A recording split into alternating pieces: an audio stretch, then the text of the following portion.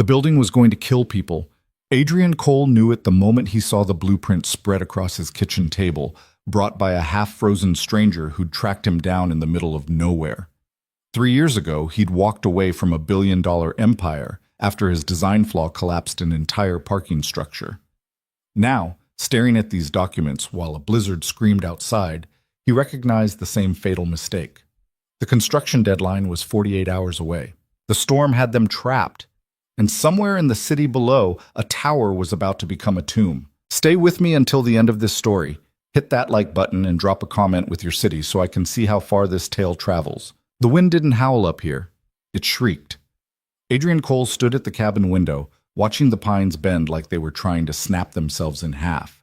Snow came down so thick he couldn't see past the tree line anymore. Not that there was much to see, just more mountain, more isolation, more of the nothing he'd chosen when he walked away from everything else. "Daddy, the lights are flickering again." He turned from the window. Emma sat cross-legged on the worn couch, her dark hair pulled into a messy ponytail, colored pencils scattered around her like casualties. She was 7 years old, and she'd already learned not to be afraid of storms because her father had taught her that some things you just had to wait out. "It's just the wind, sweetheart. The generator will kick in if we need it." "Are we going to lose power like last time?" "Maybe, but we've got flashlights and that lantern your grandma sent." Emma wrinkled her nose. "The one that smells weird?" "That's the one." She went back to her drawing, some elaborate scene involving horses and castles that would have made his ex-wife smile. Claire always said Emma had his focus, his ability to lose herself in the details. Before she'd decided she couldn't handle being married to a man who'd stopped believing in himself. The divorce papers had arrived 6 months after the collapse. He'd signed them in a hotel room in Denver, his hand shaking so badly he could barely hold the pen. That was 2 years ago. Adrian moved to the kitchen, opening the propane stove to put water on for coffee. The cabin was small, 800 square feet of rough timber and practical design. No cell signal, no internet. The satellite phone was for emergencies only, and he used it maybe once a month to let his attorney know he was still breathing. This was what his life had become. Playing house in the mountains with his daughter every other week, the rest of the time spent in a rented apartment in Boulder, where he taught intro to structural engineering at the community college. The students called him Professor Cole. None of them knew he used to design buildings that redefined skylines. Used to. The kettle started to whistle. He poured the water over yesterday's grounds. He'd forgotten to bring fresh coffee on this trip, another small failure in a long series, and carried the mug to his desk in the corner. Paperwork from the college sat in a manila folder. Midterms to grade. A department meeting he'd have to attend next week about curriculum updates that wouldn't matter to anyone. This was fine. This was safe. Outside, the storm got meaner. The knock came at 9:47 p.m. 3 sharp raps that cut through the wind noise like gunshots. Emma's head snapped up from her drawing. "Someone's here?" Adrian set down his mug, frowning. No one came up here. The access road was 4 miles of switchbacks that turned into a death trap in weather like this. He'd put the cabin under an LLC, kept the ownership buried. Even his ex-wife didn't know exactly where it was. The knock came again, harder this time. He crossed to the door, Emma sliding off the couch to follow him. "Stay back, Em." "But who?" "Just stay back." He flipped the deadbolt and pulled the door open. The woman on his porch was dying. That was his first thought. She stood in a full blizzard, no hat, her coat so thin it might as well have been tissue paper. Her lips had gone past blue into something darker. She was shaking so hard her teeth clicked together when she tried to speak. "Adrian Cole?" Her voice barely made it over the wind. I found you, please." She had a leather messenger bag clutched against her chest like it was the only thing keeping her upright. "Jesus Christ!" Adrian grabbed her arm and pulled her inside. She stumbled over the threshold, and he had to catch her to keep her from going down. "Emma, get blankets, the wool ones from the bedroom." His daughter ran. The woman couldn't stand on her own. Adrian half carried her to the couch, her whole body trembling against him. Ice had formed in her dark hair, melting now in the cabin's warmth, running down her face in streams. "How did you—" He shook his head. "Never mind. We need to get you warm. Can you tell me your name?" Mara." Her jaw wouldn't stop chattering. Mara Ellis. Emma came back dragging 2 heavy blankets. Adrian wrapped them around the woman, Mara, tucking them in tight. Her fingers were white, the nails edged with purple. Frostbite, probably. He'd seen it before, back when he used to ski, before he gave up anything that felt like living. When's the last time you ate something? I don't. Yesterday? I drove up from Denver. The road, it got bad and I had to leave the car. I walked. You walked 4 miles in this? She nodded, still shaking. Had to. No signal to call and I couldn't. There wasn't time to wait. Adrian moved to the kitchen, putting the kettle back on. He found a can of soup in the cabinet, dumped it in a pot. His mind was racing through protocols, hypothermia stages, warming techniques. Don't warm too fast or you could trigger cardiac arrest. He'd taken wilderness first aid years ago for a project site in Alaska. Daddy, her hands look really bad. I know, baby. She's going to be okay. He hoped that wasn't a lie. Mara, I'm making you something hot to drink and some food. Don't try to stand up yet. The bag. She fumbled with the messenger bag, her frozen fingers barely working. I need to. You have to see. That can wait. No. She looked at him, and despite the hypothermia, despite the shaking and the blue lips, her eyes were clear, desperate. It can't wait. That's why I came. Adrian Cole. You're Adrian Cole, the engineer, the one who designed the Helix Tower in Singapore, the Meridian Complex in Toronto. His stomach went cold in a way that had nothing to do with the weather outside. That's not me anymore. But it was. I found articles, awards. I tracked down people who worked with you. They said you were the best, that you could see problems no one else could see, that you... They were wrong. He turned back to the stove, watching the soup start to bubble. I'm a community college instructor now. Whatever you think I can do for you, I can't. People are going to die. The words hung in the air like smoke. Emma had gone quiet in the corner, watching both of them with wide eyes. Adrian wanted to tell her to go to her room, but she'd just argue, and honestly, he didn't have the energy. He poured soup into a bowl, brought it over with a mug of weak coffee. Mara's hands shook so badly she could barely hold the mug. Let me help. He guided it to her lips, tipping it slowly. She drank, grimacing at the taste but getting it down. Some color started creeping back into her face. After a few minutes of silence, just the wind and the crackling from the wood stove, she set down the mug. There's a building in Denver, she said quietly. The Titan Center. Mixed use, residential, and commercial. 42 stories. They broke ground 8 months ago. The foundation work is almost done. Adrian said nothing. I'm an accountant. I work for Redfield Development. They're the ones building it. Last week I was doing expense reconciliation and I found something wrong. Payments to a concrete subcontractor that didn't match the engineering specs. I started digging, pulling invoices, cross-referencing materials orders. She pulled the messenger bag onto her lap, wincing as her frozen fingers worked the clasp. The concrete mix they're using isn't what's in the approved plans. It's cheaper, weaker.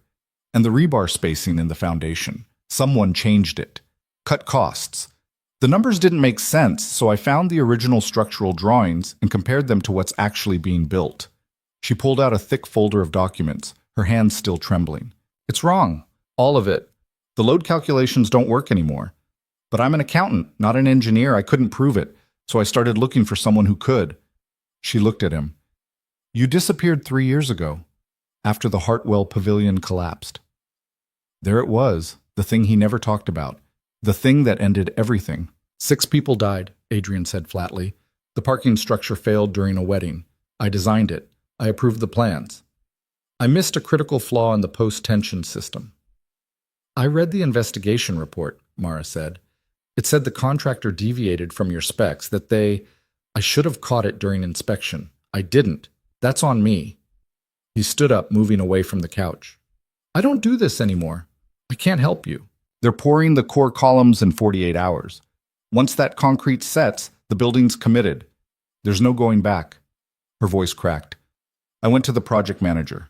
I went to my bosses. They said I was wrong, that I didn't understand construction, that I should stick to counting money. I went to the city inspector. He's on Redfield's payroll, I'm sure of it. No one will listen. So you track down a washed-up engineer hiding in the mountains. I tracked down the only person I could find who might actually give a damn if people die. The wind hammered the cabin. One of the shutters had come loose somewhere, banging rhythmically against the siding. Emma spoke up from her corner.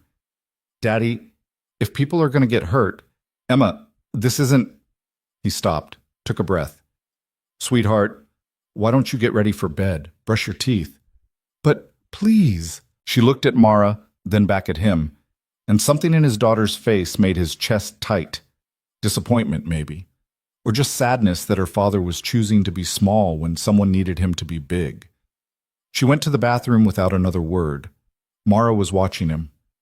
I'm sorry, I shouldn't have brought this to your home, shouldn't have put this on you, I just didn't know where else to go. Adrian walked to the window.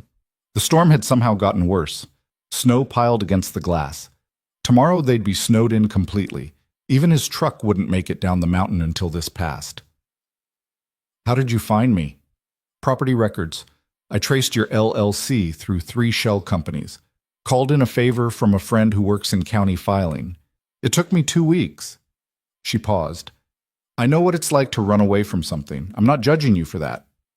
Aren't you? No.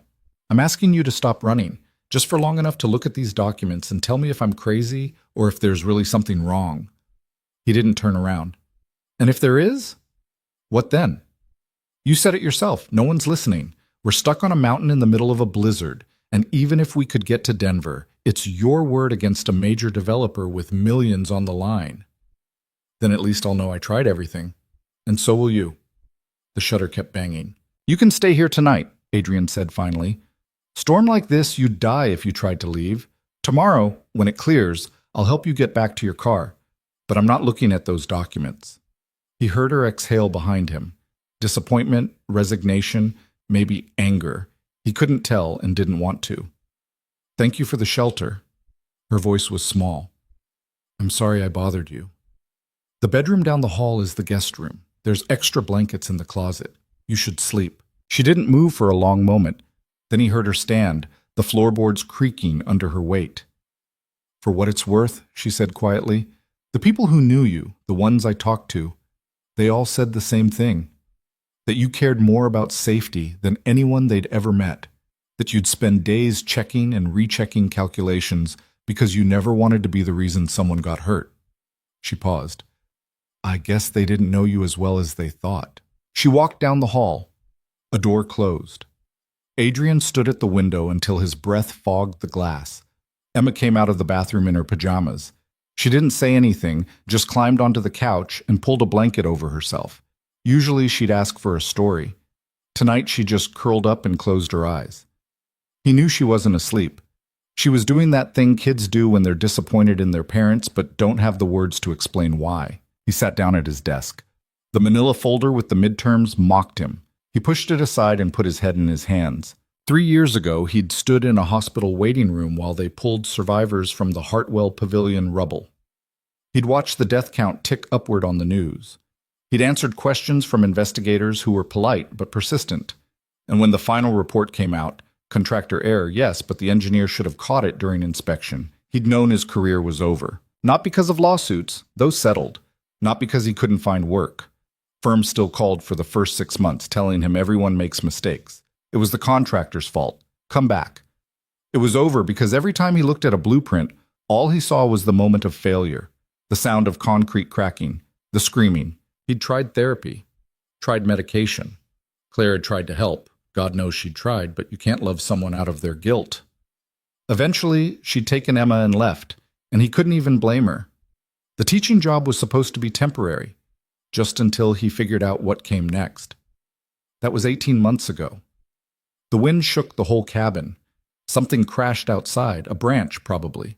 The lights flickered but held.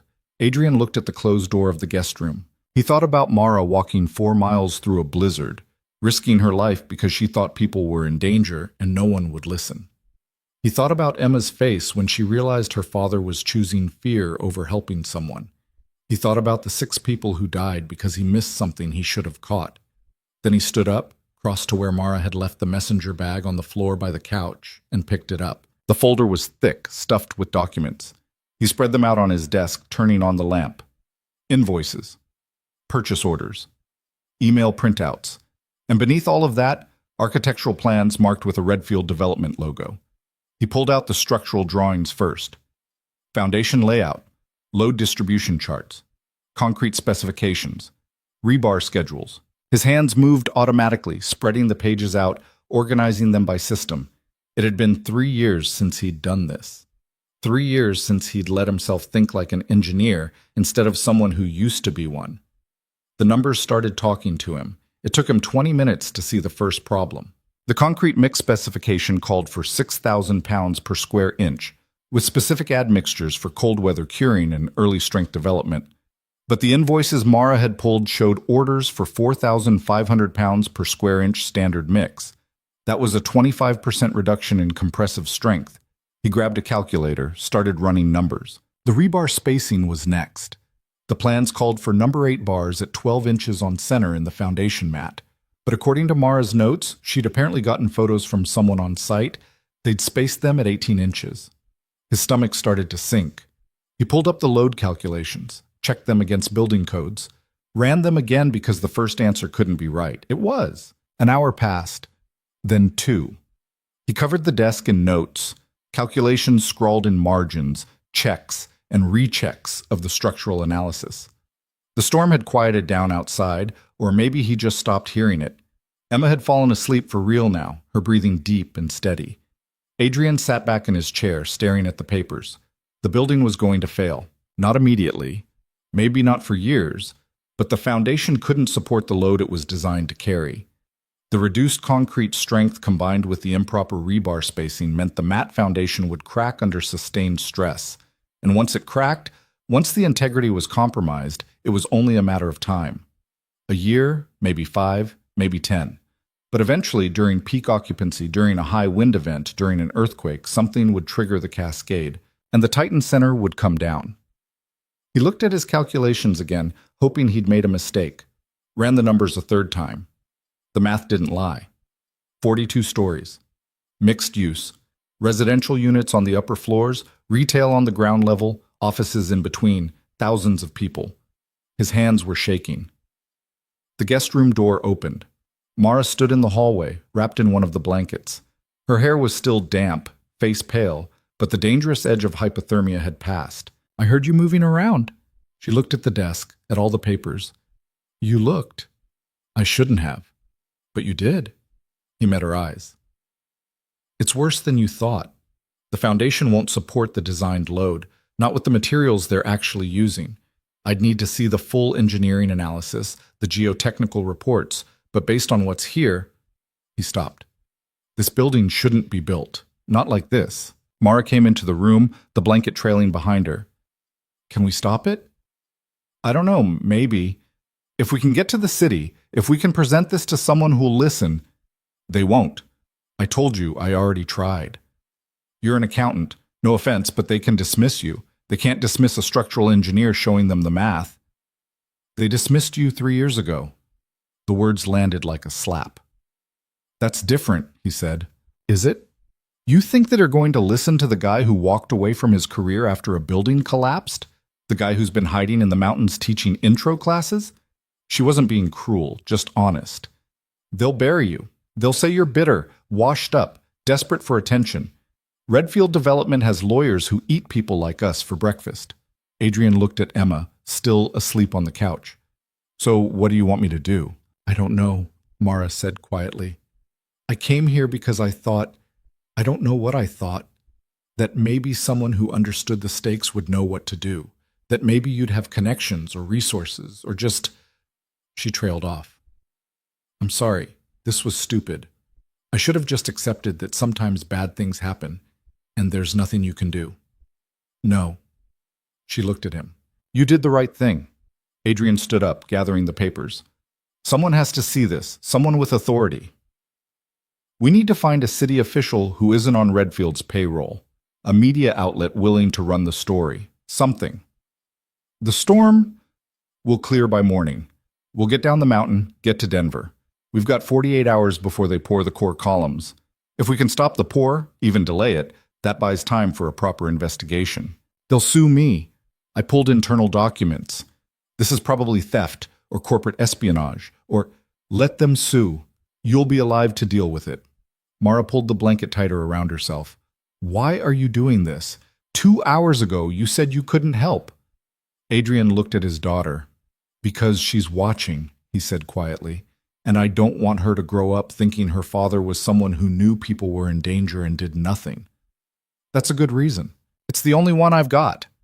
They stood there in the lamplight, the storm finally dying outside, the weight of what they were about to try settling over both of them.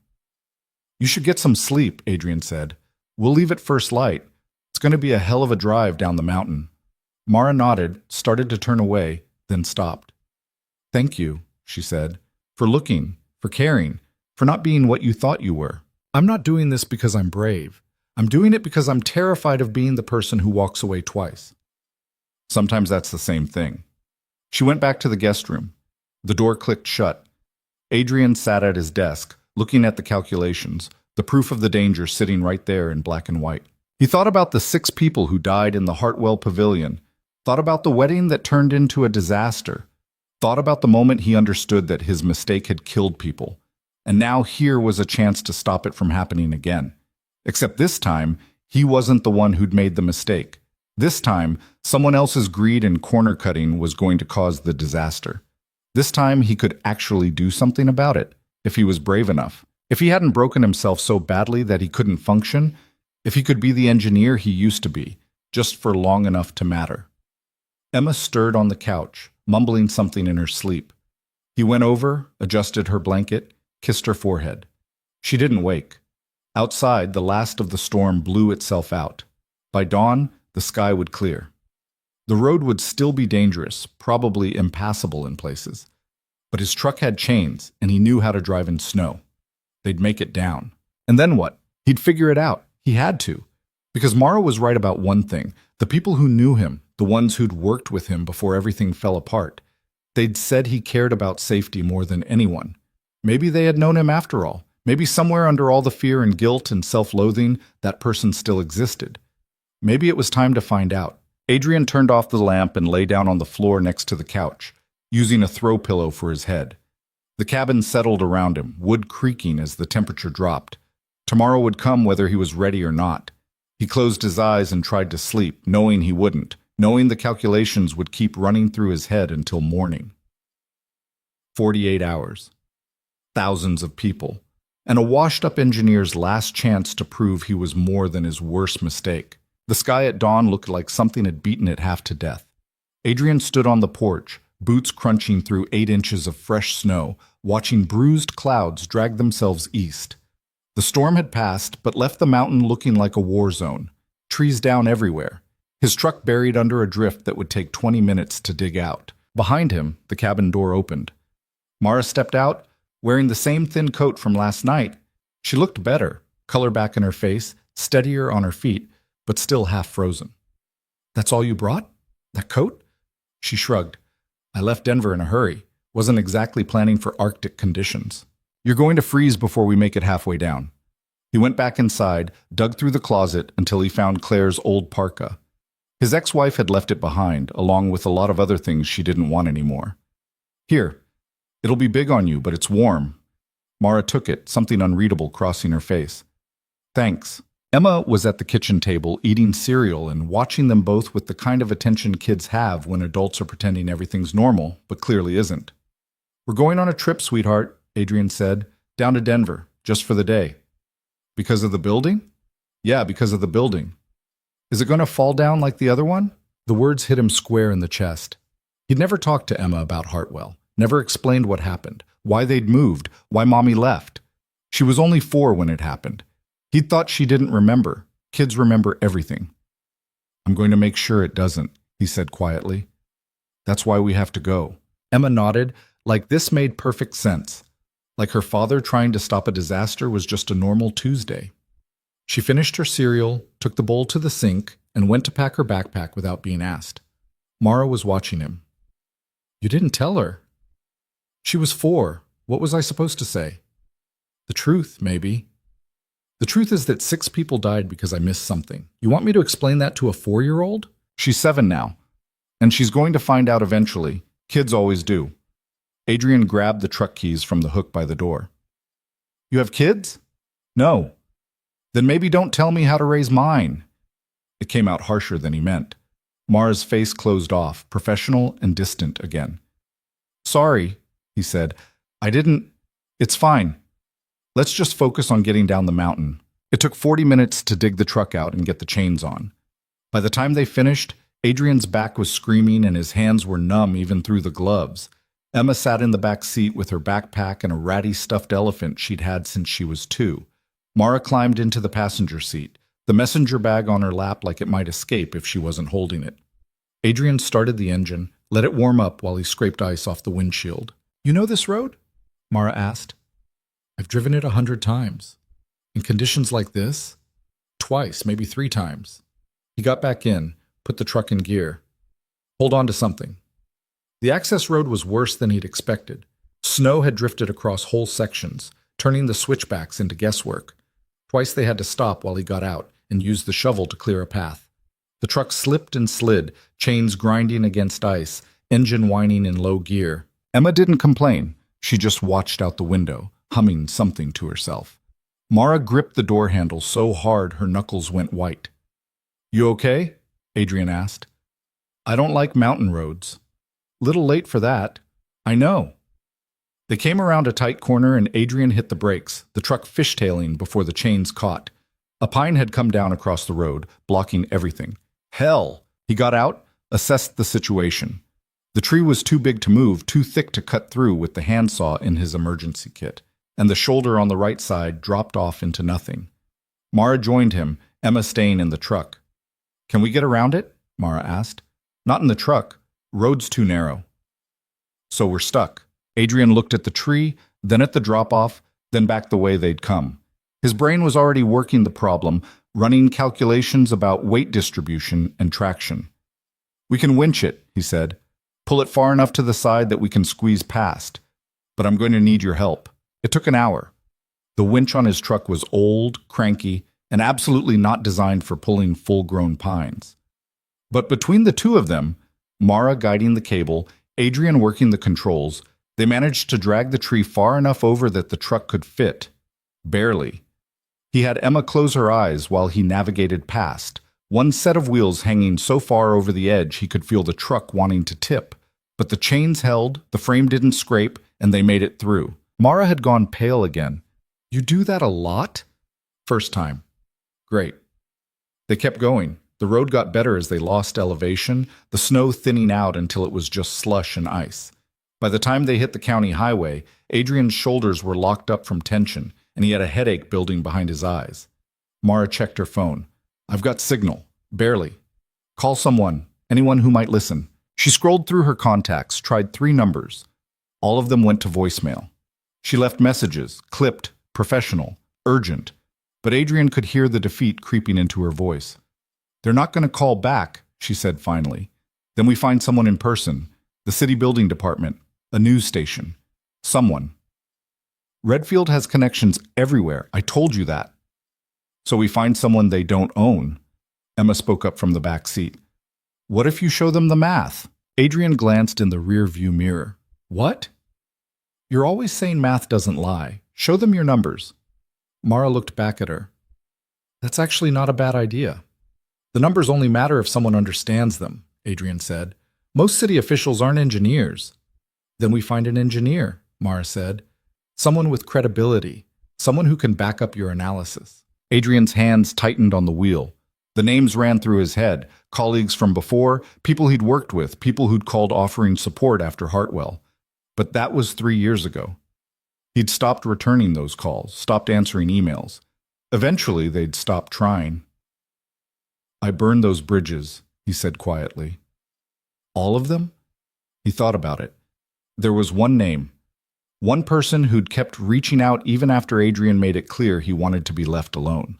Marcus Chen. They'd worked together on 4 major projects before Hartwell.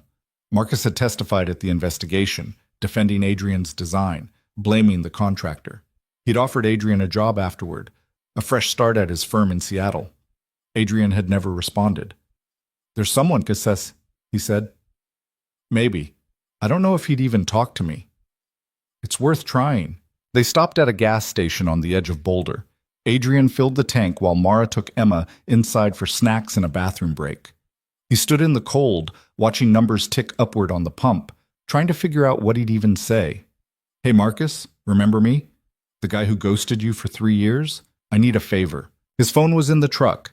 He'd left it there on purpose, one more way to disconnect from everything. But now he dug it out of the glove box, powered it on for the first time in 2 weeks. 17 voicemails. Mostly junk. 1 from his attorney about paperwork. 2 from Claire about Emma's schedule. Nothing from Marcus. Because why would there be? He'd given up a long time ago. Adrian pulled up the old contact, stared at the number. His thumb hovered over the call button. Inside the gas station, he could see Emma and Mara at the counter. His daughter was showing Mara something on a candy wrapper, both of them smiling. He made the call. It rang 4 times. Adrian was about to hang up when someone answered. "This is Chen." The voice was the same, precise, slightly formal, the accent barely there. Adrian's throat went tight. "Marcus, it's Adrian Cole." Silence on the other end. Long enough that Adrian thought maybe the connection had dropped. Then, "Adrian, I wasn't expecting to hear from you." "I know, I'm sorry. I should have called back. Should have said thank you for... It's fine. You went through something. People handle trauma differently." A pause. "Are you okay?" "No, not really. I need help." Another pause. "What kind of help?" Adrian laid it out. The building in Denver. Mara's discovery. The calculations he'd run last night. The timeline they were up against. Marcus listened without interrupting. When Adrian finished, he heard papers rustling on the other end. "You're sure about the numbers?" "I've checked them 3 times. The foundation won't support the load." "And you think Redfield altered the plans to cut costs?" "I know they did. Mara has the invoices, the material orders, everything." More rustling. Then, "Adrian, if you're wrong about this..." "I'm not wrong. If you are, you're accusing a major developer of criminal negligence. They'll destroy you. They'll destroy both of you. And if I'm right and we do nothing, people die. I've already lived through that once. I can't do it again." He heard Marcus sigh. Not frustrated, just tired, like he'd known this call was coming eventually and had been dreading it. "I'm in Seattle. I can't get to Denver today. I'm not asking you to come here. I'm asking if you'll look at what I found. If you'll verify my analysis. If it checks out, if you agree there's a problem, then maybe your name carries weight where mine doesn't." "You want me to put my reputation on the line?" "Yeah, I do." Another long silence. Adrian watched Emma through the gas station window. She'd picked out some candy, was counting out coins on the counter with serious concentration. "Send me everything," Marcus said finally. "Scans, photos, whatever you've got. I'll review it. If your math is right, I'll make calls. I still have contacts at the Denver Building Department." "Thank you." "Don't thank me yet. I haven't done anything."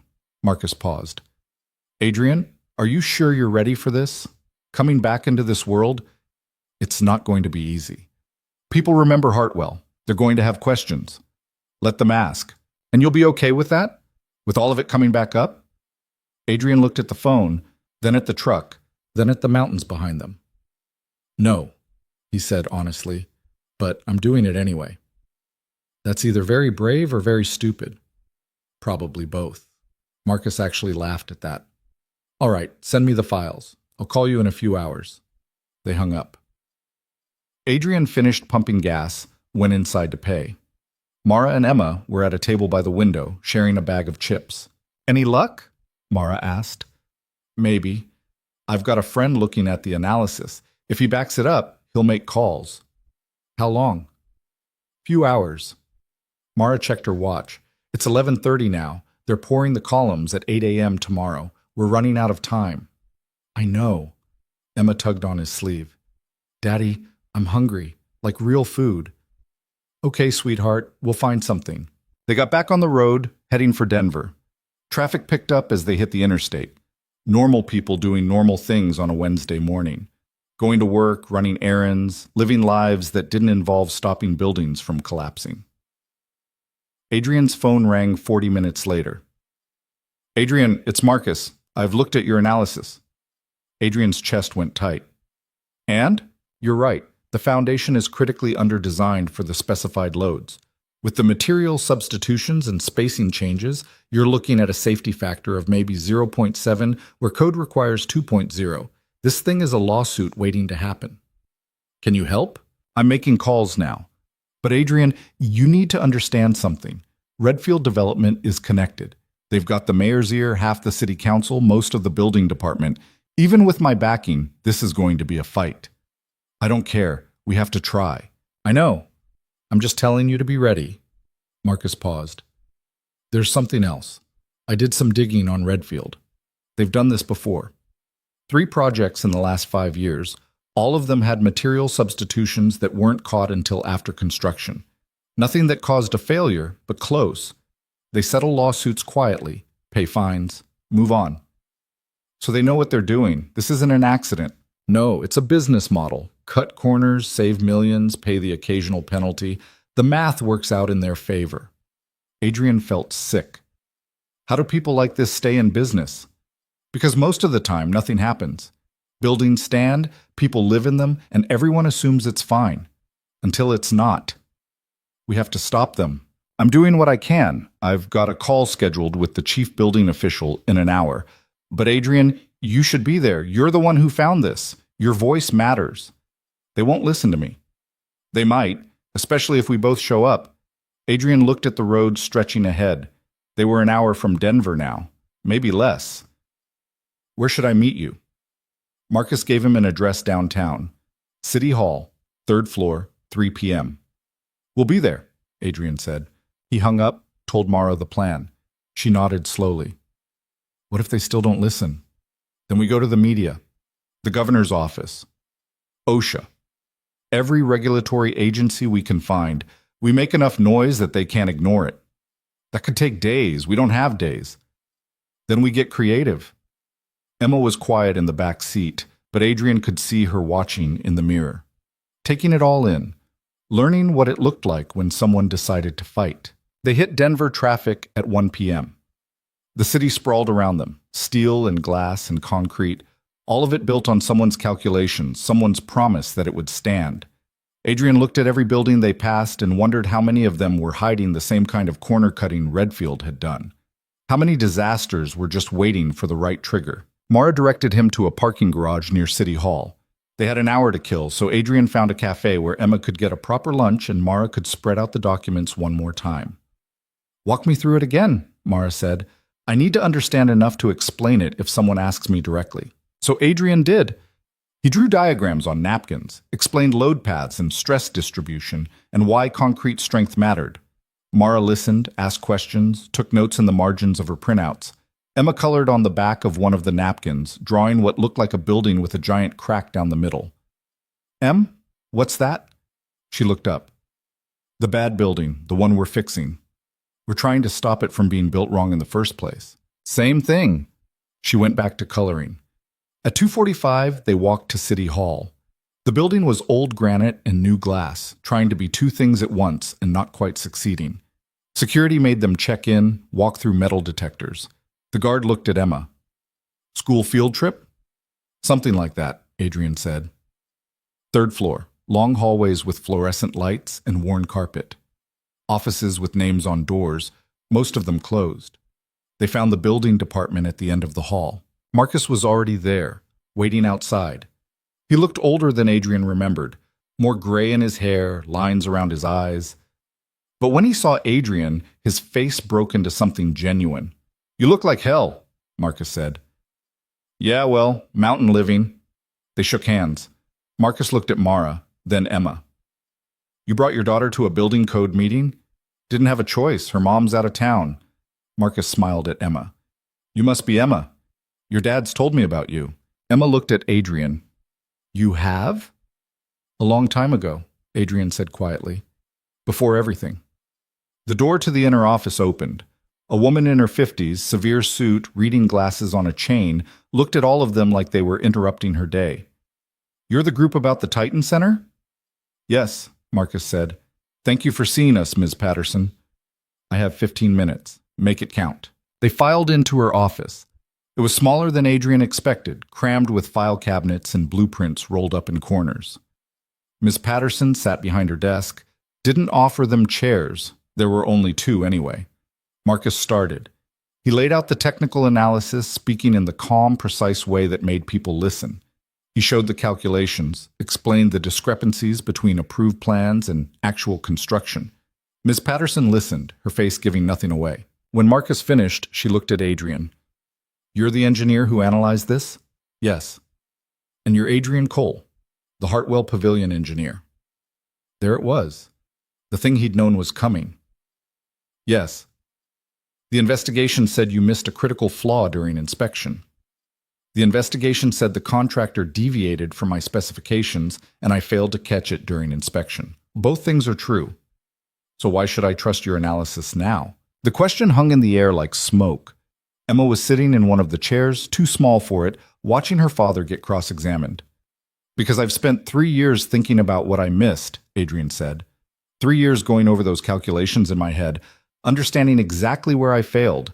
And I'm telling you, the Titan Center has the same kind of problem. The numbers don't work. The building isn't safe. Ms. Patterson looked at Mara. "And you work for Redfield Development." "I'm an accountant there, yes." "So you've brought me internal documents without authorization. You understand that's likely a violation of your employment contract." "I understand that people's lives are more important than a contract. That's very noble. It's also potentially illegal." Ms. Patterson folded her hands. "Let me be very clear. Redfield Development is a major contributor to this city's economy. They employ hundreds of people. They've built a dozen projects that have revitalized entire neighborhoods. If I halt construction based on allegations from a disgraced engineer and a potentially fired accountant, I better have ironclad proof."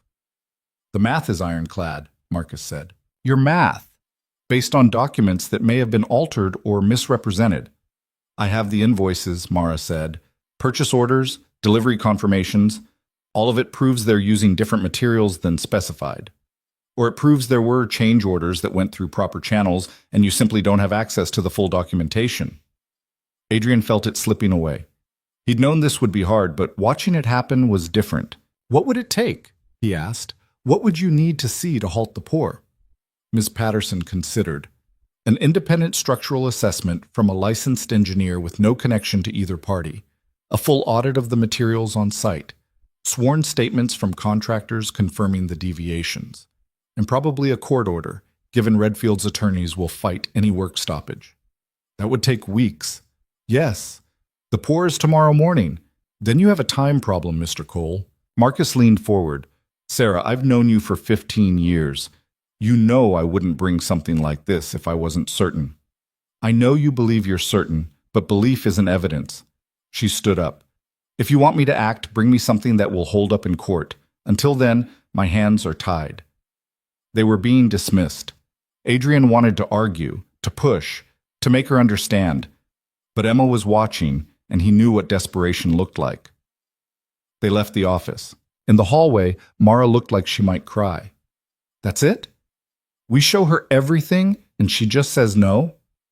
"She's protecting herself," Marcus said. "If she's wrong, her career is over. Redfield would make sure of it." "So what do we do?" Adrian checked his watch. 3:45 p.m., 16 hours until the pour.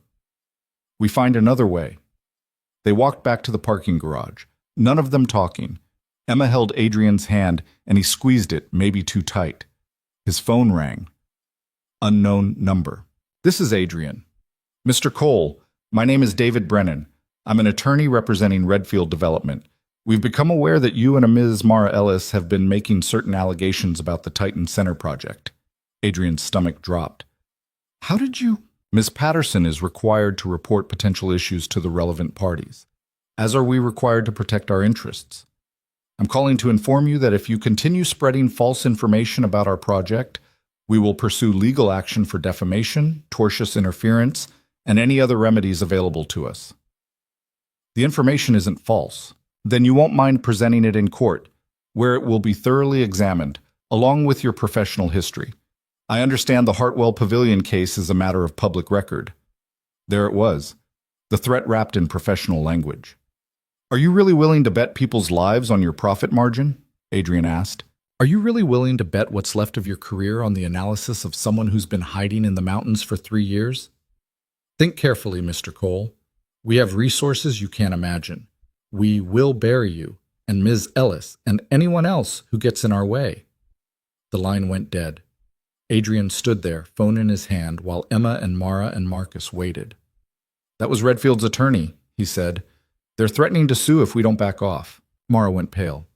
"They know. Patterson must have called them immediately." "Of course she did," Marcus said. "She's covering her bases." "So we're done?" Mara's voice cracked. "We just give up because they have better lawyers?" Adrian looked at his daughter, at this woman who'd risked everything to do the right thing, at his friend who'd driven across state lines to help. "No," he said, "we're not done. Adrian, they'll destroy you," Marcus said quietly. "Both of you. You heard the attorney. They have resources." "Then we find a bigger resource." "Like what?" Adrian pulled out his phone, scrolled through his contacts until he found what he was looking for, a name he hadn't thought about in years. Rachel Kwan, investigative reporter for the Denver Chronicle. She'd contacted him after Hartwell, wanted to do a piece about building safety regulations. He'd refused the interview, but she'd given him her number anyway, said if he ever wanted to talk, she'd listen. He made the call. It rang twice. "Rachel Kwan? Ms. Kwan, this is Adrian Cole. We spoke 3 years ago about the Hartwell Pavilion. You said if I ever wanted to talk, Mr. Cole, I remember. What's going on? I've got a story for you. About a building in Denver that's going to collapse. About a developer cutting corners and bribing officials and threatening anyone who tries to stop them. And I've got proof." Silence on the other end. Then, "Where are you?" "Downtown, near City Hall. Stay there. I'll be there in 20 minutes. She hung up. Mara was staring at him. "You're going to the press, unless you have a better idea. Redfield will sue. They'll ruin both of us." "Probably." Adrian looked at her. "But at least we'll be alive to deal with it." Marcus shook his head. "This is crazy. You got a sane option that works in 16 hours? No? Then crazy it is." They waited in the parking garage. Emma sat on the hood of the truck, swinging her legs, asking Adrian questions about how newspapers work and whether reporters really wore those hats like in old movies. Rachel Kwan showed up in 18 minutes, driving a beat-up Subaru with a press credential dangling from the mirror. She was younger than Adrian expected, maybe 35, with sharp eyes and a digital recorder already in her hand. "Show me what you've got," she said. So they did. Right there in the parking garage, spreading documents across the truck's hood, while Rachel listened and recorded and asked questions that cut straight to the bone. She understood it, all of it. The technical details, the financial incentives, the human cost. When they finished, she looked at Adrian. "You know what happens if I run this story, right? Redfield comes after you hard. They'll dig up everything about Hartwell, make you look incompetent or vindictive or both." "I know." "And you're okay with that?" Adrian looked at Emma. "I've got a daughter who needs to know her father isn't a coward. That's worth more than my reputation." Rachel smiled. "All right then, let's burn some bridges." Rachel drove them to the Chronicle building, a glass tower on the east side of downtown that looked like it belonged in a better decade. The newsroom on the 5th floor was half empty, most reporters working from home or out chasing stories. The ones who were there looked up when Adrian's group walked in, then went back to their screens like strangers appearing with a billionaire engineer, and stolen corporate documents was just another Wednesday. Rachel led them to a conference room with windows overlooking the city. Adrian could see the Titan Center construction site from here, cranes rising like skeletal fingers against the afternoon sky. "I need to verify everything before we publish," Rachel said, spreading the documents across the table. "My editor's going to want independent confirmation. Marcus, you're willing to go on record?" "Yes." "And you understand Redfield will come after you too?" Marcus nodded. "I've been through worse." Rachel looked at Mara. "What about you? You're the whistleblower. They're going to destroy your career in accounting." "I don't care about my career. I care about not having thousands of deaths on my conscience." "Good answer." Rachel pulled out her laptop, started typing. "I'm going to need sworn statements from both of you. Technical breakdown from Adrian. Timeline of when you discovered the discrepancies, Mara. Everything documented." Emma had climbed into one of the rolling chairs, spinning slowly while the adults talked. Adrian watched her. This kid who should be in school doing math problems or whatever 7-year-olds did, not sitting in a newsroom while her father tried to stop a building from killing people. His phone buzzed. Claire. He stepped into the hallway to take it. Hey. Adrian, where's Emma? I've been trying to reach you all day. She's with me. We're in Denver. Denver? You're supposed to be at the cabin. That's what the custody agreement says. Something came up. It's complicated. It's always complicated with you. Claire's voice had that edge it got when she was trying not to yell. I need her back by Friday. I've got that work conference and my mom's flying in to watch her. I know, we'll be back. You better be. I'm not rearranging my life because you decided to go off plan again. Claire, I'm trying to stop a building from collapsing. That's what I'm doing right now. Silence on the other end. Then, what? He explained it. The short version, anyway. The woman who showed up at the cabin, the calculations, the corruption, the race against time. When he finished, Claire was quiet for a long moment. You're serious? Yes. Adrian, you can't... She stopped. You haven't done engineering work in 3 years. You can't just jump back into this. I already did. And what if you're wrong? What if you miss something again? There it was. The question that had been living in his head since the moment he looked at those blueprints. Then I'm wrong. But I checked the math, Claire. I checked it 3 times. Marcus checked it. It's solid. Marcus Chen? You're talking to Marcus again? Yeah. Another pause. He could hear her breathing, working through whatever she was feeling. Emma can't be part of this, she said finally. Whatever you're doing, she needs to stay out of it. I know, I didn't plan. You never plan. Things just happen around you and you react, and the rest of us have to deal with the fallout. Her voice cracked. I can't do this again. I can't watch you destroy yourself over something you can't control. This is different. It's always different, until it's not. She took a breath. Just get her home safe. That's all I'm asking. I will. She hung up. Adrian stood in the hallway, phone in his hand, feeling the weight of every mistake he'd made in the last 3 years pressing down on him. Claire was right. He did react to things. He did leave wreckage behind him. But what was the alternative? Walk away from this? Let Mara face Redfield alone? Let the building get built knowing what he knew? He couldn't. Not anymore. Back in the conference room, Rachel had her editor on speakerphone. A man's voice, rough from too many years and too many cigarettes. You're sure about this, Quan? Redfield will sue us into the ground if you're wrong. I'm not wrong, Tom. I've got 2 engineers confirming the analysis. I've got internal documents. I've got a whistleblower willing to testify. And you've got one of those engineers being Adrian Cole, whose last building killed 6 people. Adrian felt everyone's eyes on him. The investigation cleared him of criminal negligence, Rachel said. The contractor was at fault. Public doesn't care about nuance. They hear Adrian Cole and they think Hartwell Pavilion. That's going to undermine the whole story. Or it gives it credibility. Here's a guy who knows what building failure looks like, who spent 3 years living with that guilt. He's not making this up. He's trying to prevent it from happening again. Tom was quiet for a moment. When can you have the story ready? 2 hours? Maybe 3. Make it 2. If we're going to publish this, I want it online before Redfield's lawyers wake up. Print edition goes to press at midnight. This needs to be front page. It will be. And Quan? If this blows up in our faces, you're the one explaining it to the legal department. Understood. The line went dead. Rachel looked at Adrian. You heard the man. We've got 2 hours. Start talking. So he did. He walked her through every calculation, every load path, every reason the foundation would fail. Mara provided the financial documentation, showing exactly how much money Redfield saved by substituting materials. Marcus backed up the technical analysis with his own credentials, his own reputation. Emma fell asleep in one of the chairs, her elephant tucked under her arm. At 6:30, Rachel's fingers stopped flying across the keyboard. Done, she said. I'm sending it to Tom now. They waited.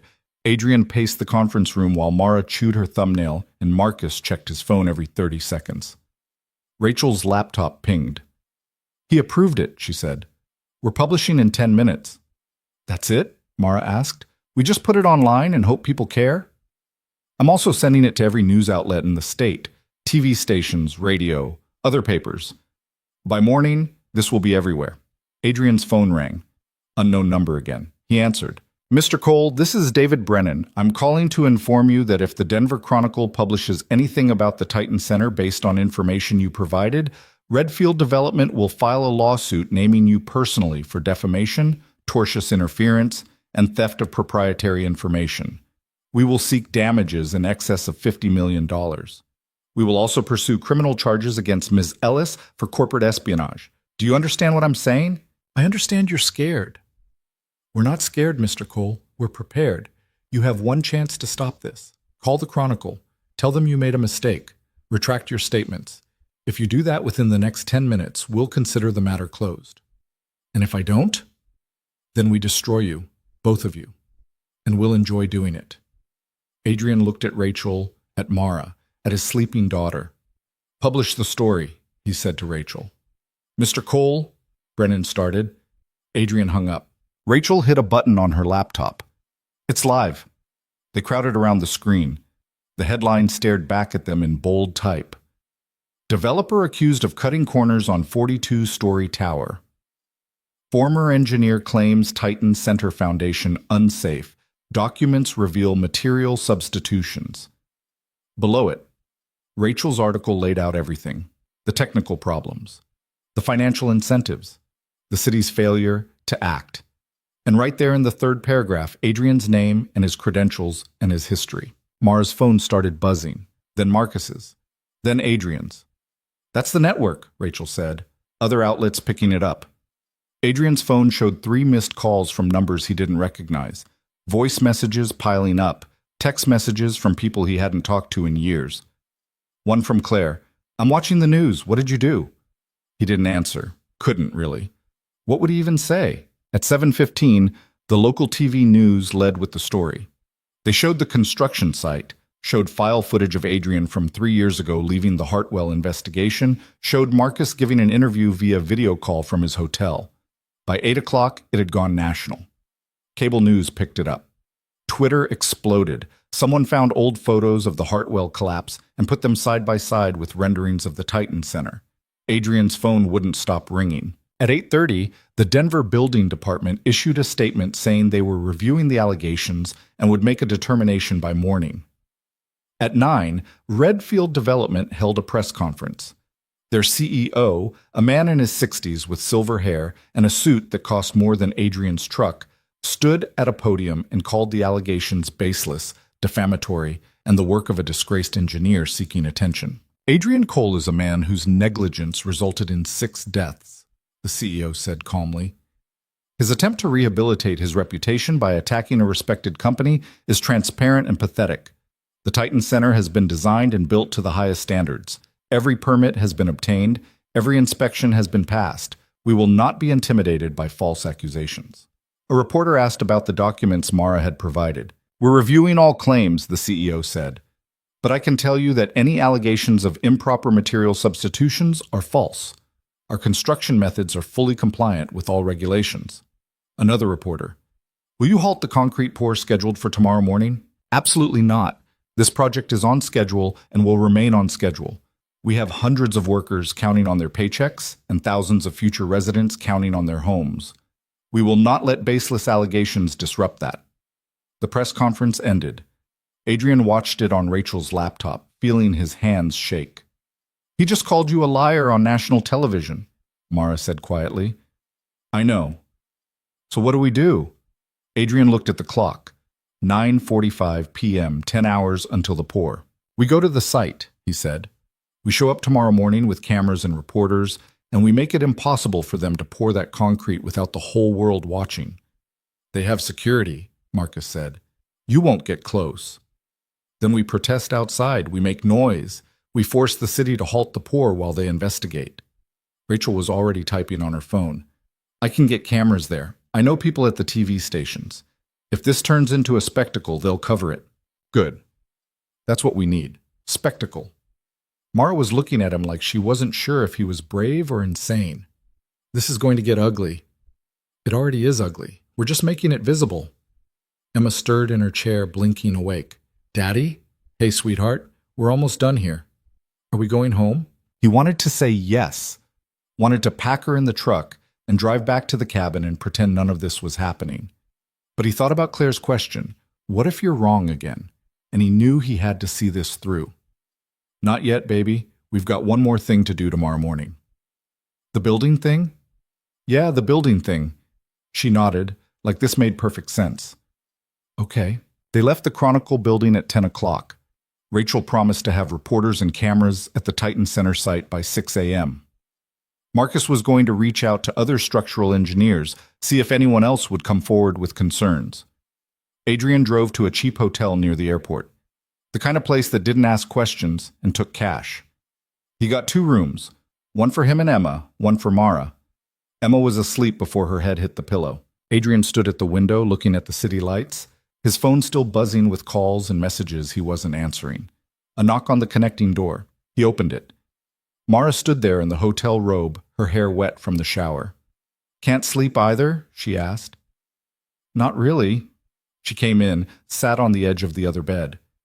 I've been thinking about what that CEO said, about you being discredited, about this being an attention grab. He's not wrong. That's how people are going to see it. Does that bother you? Adrian thought about it. 3 years ago, it would have destroyed me. Now? I don't know. I just want to stop the poor. Everything else is noise. That's very zen of you. It's very tired of me. There's a difference. Mara smiled, but it didn't reach her eyes. I got fired tonight. Email came through while you were driving, effective immediately. Escorted removal of personal items, legal action pending, the whole thing.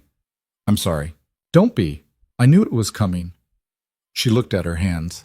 I'm 30 years old. I've got $42,000 in student loans, no job, and I'm about to be sued by a billion-dollar corporation.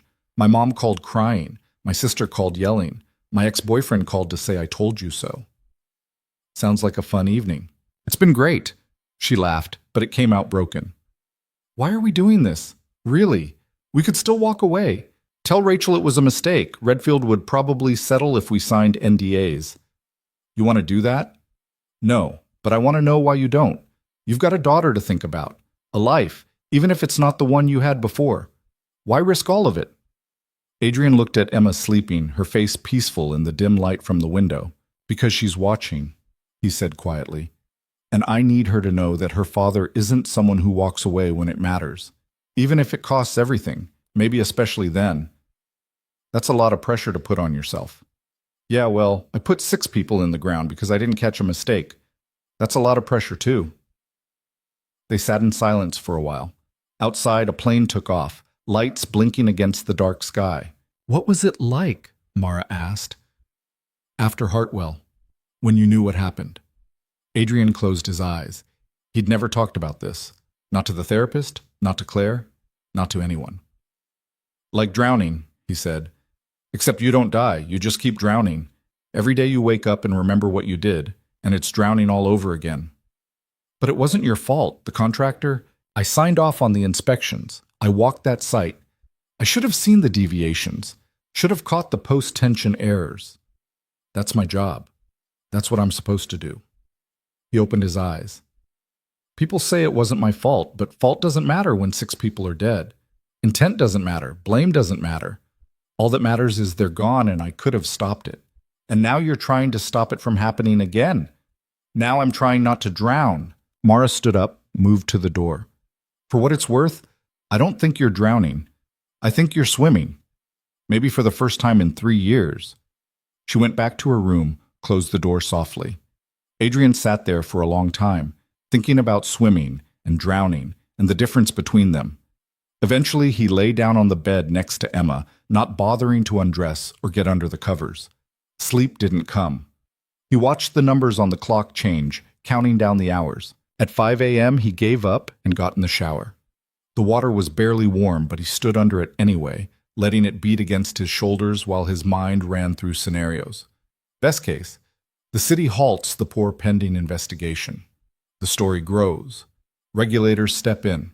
The building gets redesigned properly. Worst case, Redfield pours anyway. The story dies. Lawsuits bury him and Mara. The building stands until it doesn't. Most likely case, something in between that he couldn't predict. He got dressed, woke Emma gently. Morning, sweetheart. We've got to get moving. She rubbed her eyes. Is it building day? Yeah, it's building day. They met Mara in the parking lot at 5:30.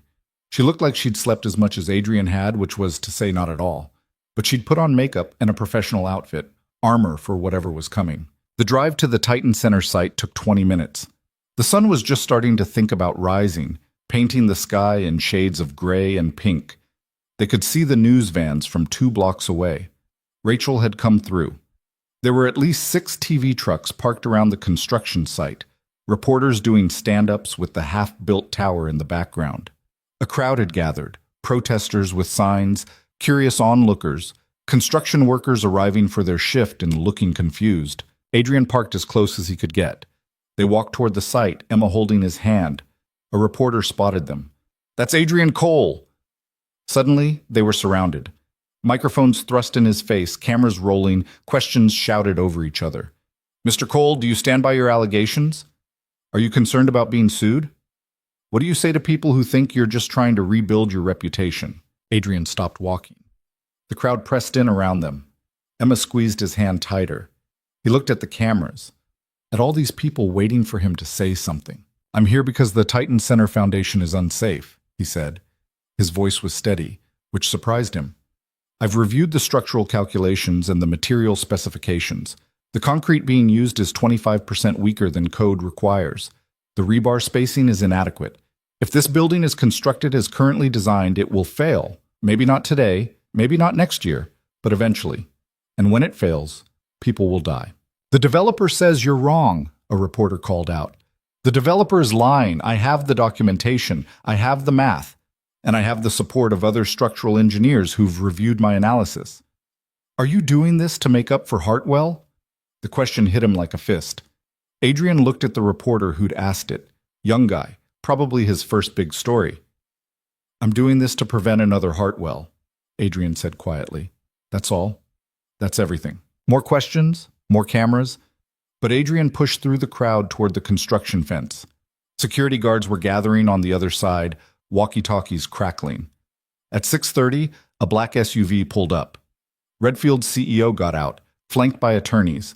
He walked to the fence, facing the protesters and reporters with the kind of calm that came from knowing you had all the power. "This is private property," he announced.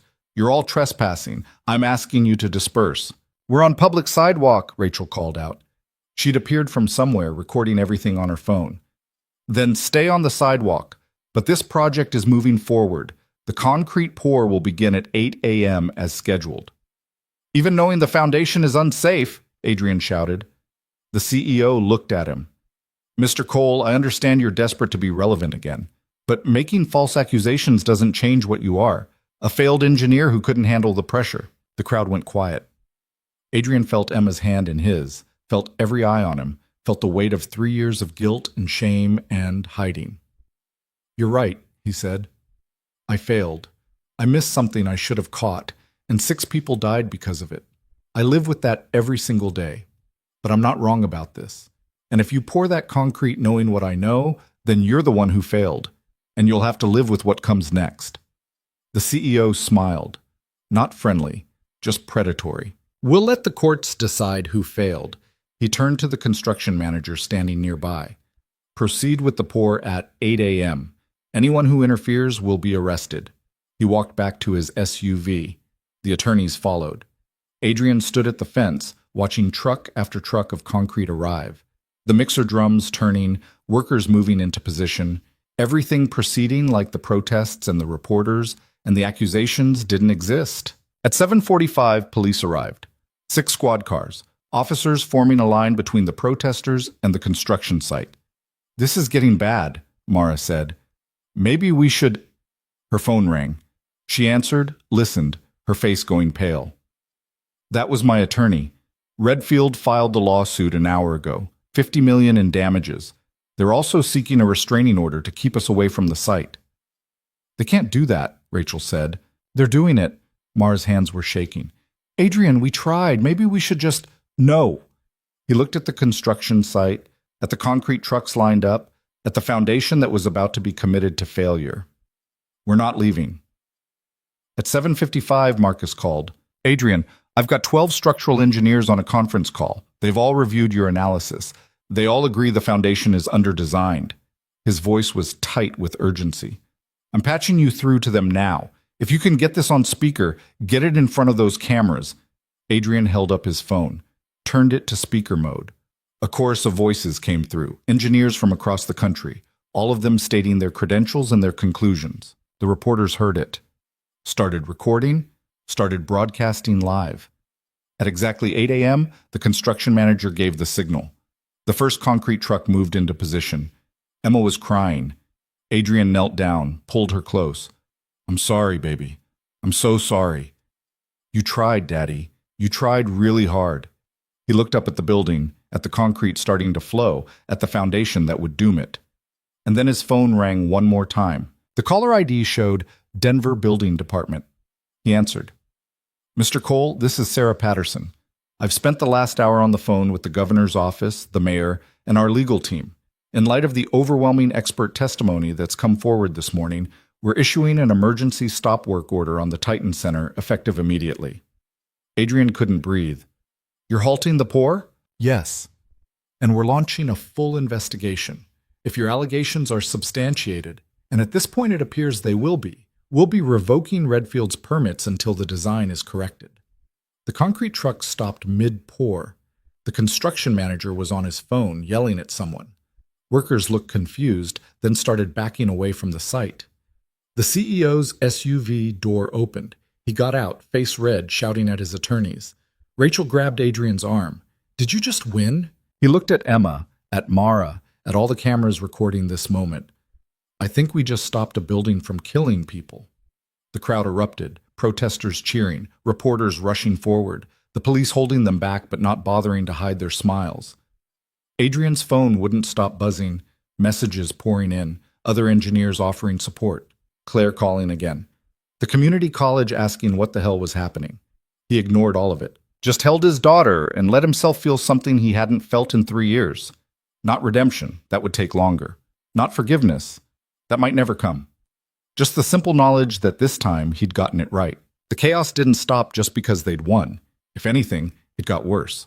Within an hour, the construction site looked like a crime scene. City inspectors swarmed the foundation, taking measurements and photographs, while Redfield's attorneys screamed about due process and illegal work stoppages. The concrete that had already been poured sat there like evidence, hardening into proof of what almost happened. Adrian stood behind the police line with Emma and Mara, watching it all unfold. His phone had died from the sheer volume of incoming calls. Mara's was still ringing non-stop. She'd stopped answering after the first dozen death threats. People are saying I should be arrested, she said quietly, scrolling through her messages. That I'm a traitor. That I cost hundreds of people their jobs. You saved thousands of people their lives, Adrian said. Tell that to the construction workers who won't get paid this week. A reporter pushed through the crowd, microphone extended. Mr. Cole, how does it feel to be vindicated? Adrian looked at her. Ask me when the investigation is finished. But you stopped the pour. That's a victory. It's a pause, that's all. Redfield still has lawyers and money and connections. This isn't over. The reporter seemed disappointed by his answer. She probably wanted something more triumphant, more headline-worthy. But Adrian had learned the hard way that nothing was ever truly over until the last appeal was filed and the last lawsuit settled. Marcus appeared from somewhere, looking exhausted. The building department wants a full structural review. They're asking if I can oversee it. Can you? If I cancel everything else for the next month? Yeah. But Adrian, they want you involved too. Your analysis was the foundation for all of this. They need you to walk them through it. Adrian felt Emma tug on his sleeve. Daddy, I'm hungry. He checked his watch. It was almost noon. They'd been standing here for 4 hours. His daughter had missed breakfast, probably was traumatized from watching her father get screamed at by corporate attorneys, and all he'd done was tell her to wait. Parent of the year. We need to get food, he said to Marcus. Can the building department wait a few hours? They've waited 3 years. A few more hours won't kill them. They found a diner 6 blocks away, the kind of place with cracked vinyl booths and coffee that tasted like it had been brewing since the 80s. Emma ordered pancakes. Mara got soup she didn't eat. Adrian just drank coffee and stared at the table. You okay? Mara asked. I don't know. Ask me tomorrow. You did it, though. You actually stopped them. We stopped them. You're the one who found the problem. You're the one who tracked me down in the middle of a blizzard. And you're the one who understood what it meant. Who could prove it? She pushed her soup around with the spoon. What happens now? Investigation takes a few weeks, maybe a month. If they confirm what we found, Redfield loses their permits. They'll have to redesign the foundation, probably the whole structural system. That's months of work, millions of dollars. And if they don't confirm it? Adrian met her eyes. Then we were wrong, and I just destroyed both our lives for nothing. Emma looked up from her pancakes. But you're not wrong. You checked the math 3 times. I know, sweetheart. Then you didn't destroy anything. You fixed it. Out of the mouths of 7-year-olds, Adrian's phone finally died completely. He felt a weird sense of relief being unreachable. No more reporters, no more attorneys, no more people wanting pieces of him he didn't have to give.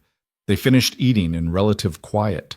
Mara excused herself to the bathroom and came back with red eyes. You want to talk about it? Adrian asked. Not really. She sat down, wiped her face with a napkin. My mom called. She's upset. Doesn't understand why I had to blow everything up. Says I should have just kept my head down and done my job. That's not fair. She's scared. She came to this country with nothing, built a life by playing it safe, following rules, not making waves. And here's her daughter making the biggest wave possible. Mara laughed, but it was bitter. She asked me who's going to hire me now. What company is going to trust an accountant who leaks internal documents? The kind that values integrity over profit. You know how many of those exist? At least one. Somewhere. Emma had finished her pancakes and was now working on the paper placemat with crayons the waitress had brought. She was drawing the Titan Center, except in her version, it had flowers growing out of the foundation and birds flying around the top. That's pretty, Em, Adrian said. It's what the building should look like. Happy. Buildings can be happy? Sure. If they're built right and nobody gets hurt. Adrian felt something crack open in his chest. This kid. His kid. Sitting here drawing happy buildings while the world tried to tear her father apart. Claire called from a payphone at the diner. Adrian borrowed quarters from Mara. Where are you? Claire asked when he answered. Diner in Denver. We just ate. I've been watching the news. They're saying you stopped a major construction project, that you're either a hero or a fraud depending on which channel you watch. Sounds about right. Adrian, this is insane. You know that, right? You can't just... She stopped. Is Emma okay? He looked at his daughter, coloring peacefully. She's fine. Better than fine, actually. This isn't the life I want for her, being dragged to construction sites and press conferences, watching her father get threatened by lawyers. I know. I'm sorry. I didn't plan for any of this. You never do. She sighed. But I saw the interview, the one where you talked about preventing another Hartwell, and I thought, another pause. You sounded like yourself, the old you, before everything. Adrian didn't know what to say to that. Just get her home safe, Claire continued, and maybe next time you decide to save the world, do it on your own custody week. She hung up before he could respond. They left the diner at 1:30. Adrian's truck was still parked near the construction site, which now had even more people surrounding it. News helicopters circled overhead. Someone had brought a sound system and was giving speeches about corporate greed. This got bigger, Mara said. Yeah. They pushed through the crowd to the truck. A woman grabbed Adrian's arm. Thank you, she said. Her eyes were wet. My sister works in that building, was going to work there, I mean. Thank you for caring enough to stop it. Adrian nodded, not trusting his voice. More people called out as they passed, some supportive, some angry. One guy spit at their feet and called Adrian a has-been looking for his 15 minutes. Emma stayed close to his side. They made it to the truck. Adrian started the engine, but before he could pull out, a black sedan blocked them in. Sarah Patterson got out, along with 2 other people in official-looking badges. Mr. Cole, I need you to come with us. Adrian's stomach dropped. Am I being arrested? What?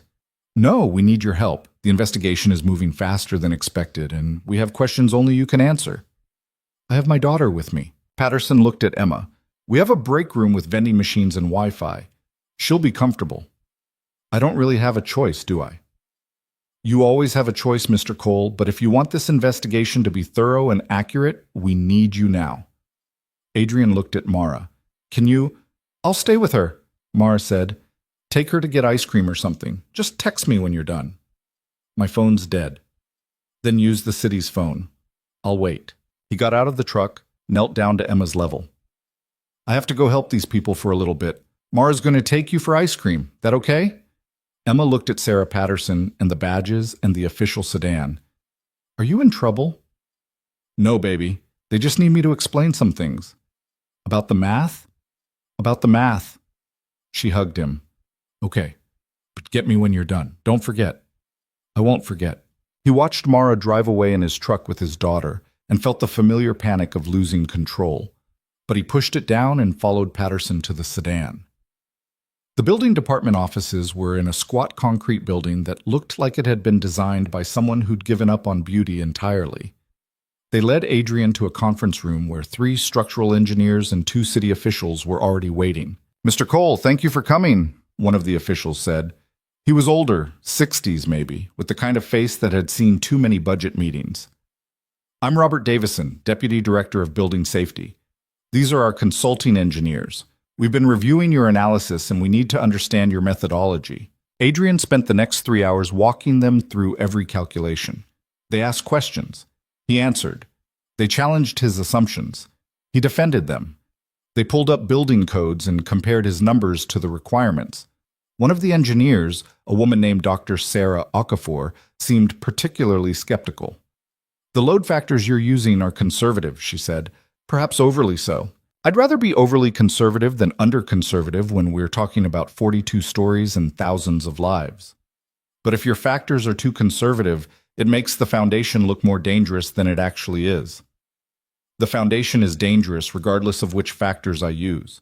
The concrete strength is documented. The rebar spacing is documented.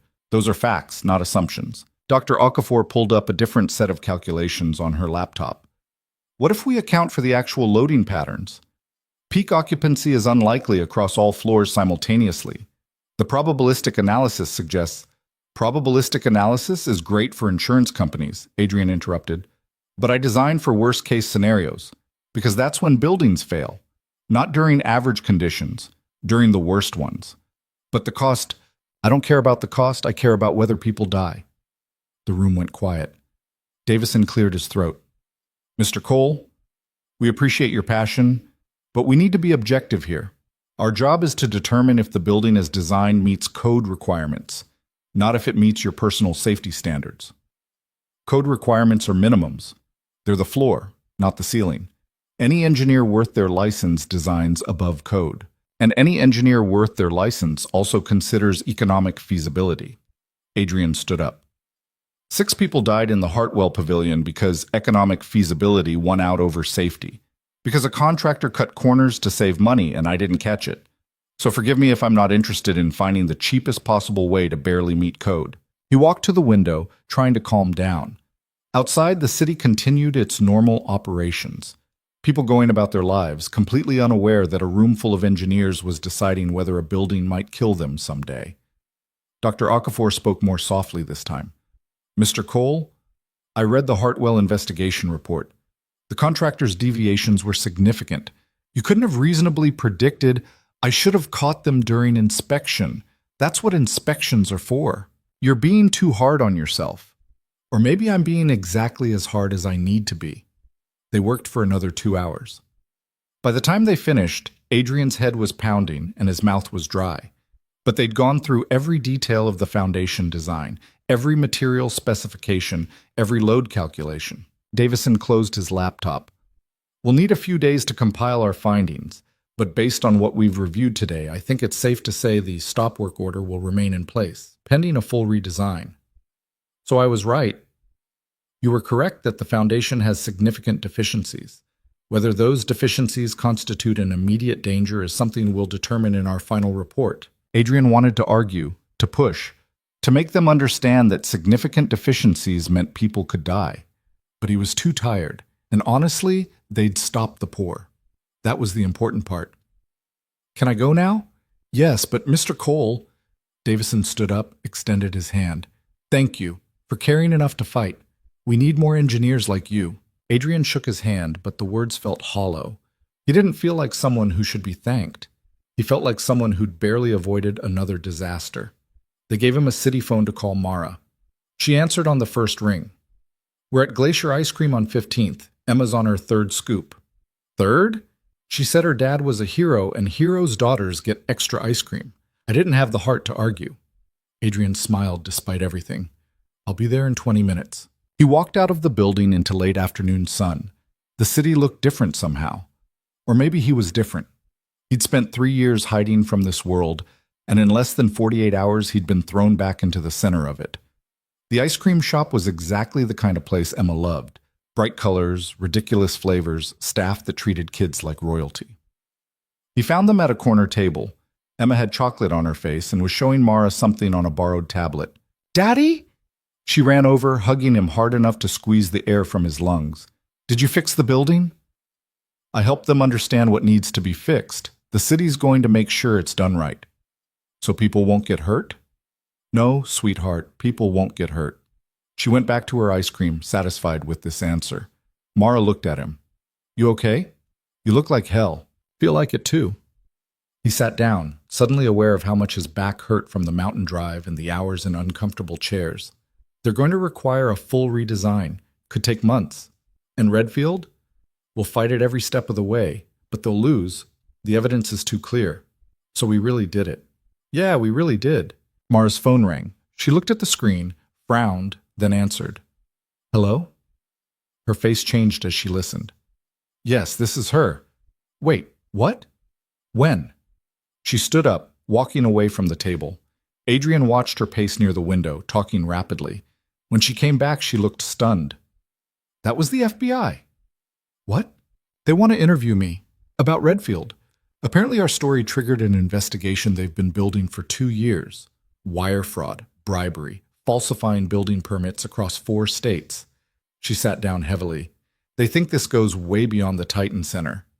Adrian felt something cold settle in his stomach. "How much beyond?" "They wouldn't say, but they asked if I had documentation on any other Redfield projects. Anything about payments to inspectors or city officials. Do you?" "Maybe. I was just looking at the Titan Center, but I saw some weird transactions on other projects. Didn't think much of it at the time." "You need a lawyer." "I know. They said I'm not a target, that I'm a witness, but still." She looked scared. "This is bigger than I thought. Way bigger." Emma had finished her ice cream and was watching them with worried eyes. Adrian forced a smile. "Hey, Em, why don't you pick out a flavor for me? Whatever you think I'd like." She perked up and went to study the display case with serious concentration. "What do I do?" Mara asked quietly. "You tell them the truth. You give them whatever documentation you have. You let them build their case." He paused. "And you accept that you might have just brought down an entire company." "That's terrifying." "Yeah, but it's also the right thing." "I'm really tired of the right thing being terrifying." "Me too." Emma came back with a cup of something purple. "It's lavender honey. The lady said it's sophisticated." Adrian tried it. It was actually pretty good. "Thanks, sweetheart." They sat there for a while, eating ice cream while the world continued to shift around them. Adrian's borrowed phone rang. "Marcus." "Adrian, you need to see this." "See what?" "Turn on the news. Any channel." There was a TV mounted in the corner of the ice cream shop. Adrian asked the staff to change it to a news channel. The headline read, "Redfield CEO resigns amid corruption probe." Below it, footage of the silver-haired CEO from this morning, except now he looked smaller, older. His attorneys surrounded him as he walked to a car, ignoring shouted questions. The news anchor was explaining, "In a stunning development, Gerald Redfield has resigned as CEO of Redfield Development, citing personal reasons. This comes just hours after the FBI confirmed they are investigating alleged corruption within the company. Sources tell us the investigation has been ongoing for nearly 2 years, but today's revelations about the Titan Center project appear to have accelerated the timeline." Mara was staring at the screen. "We did that." "No," Adrian said. "He did that, by being corrupt. We just turned on the lights." Emma tugged his sleeve. "Is that the bad man from this morning?" "Yeah, baby." Is he going to jail? Maybe. If he did bad things, then maybe yeah. She seemed satisfied with this answer and went back to her tablet. The news continued, more details emerging, other engineers coming forward with concerns about other Redfield projects, city officials distancing themselves, the stock price cratering. Adrian's phone rang again. This time it was a number he recognized. Professor Cole, this is Dean Morrison from the college. Adrian's heart sank. Here it came, the part where they fired him for bringing too much attention, too much controversy.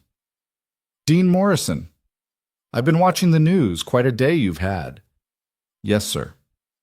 I wanted to let you know that the board had an emergency meeting this afternoon. We discussed your situation. I understand if you need to let me go. I know this isn't the kind of publicity the college wants. Let you go? Professor Cole, we want to offer you a full-time position with tenure track, starting next semester. Adrian almost dropped the phone. What? You've reminded people what engineers are supposed to be, what they're supposed to stand for. That's exactly the kind of thing we want to teach our students. The dean paused. The board was unanimous. We'd be honored to have you on faculty full-time, if you're interested. Thank you. I need to think about it. Of course. Take your time. The offer stands. They hung up. Adrian sat there trying to process. 12 hours ago, he was a washed-up engineer hiding in the mountains. Now he had a tenure-track position, and the FBI was using his work to build a corruption case. Good news? Mara asked. The college offered me a full-time job. That's great, right? I think so. I don't know. Everything's moving so fast. Emma came over and climbed into his lap. Can we go home now? I miss the cabin. Yeah, sweetheart, we can go home.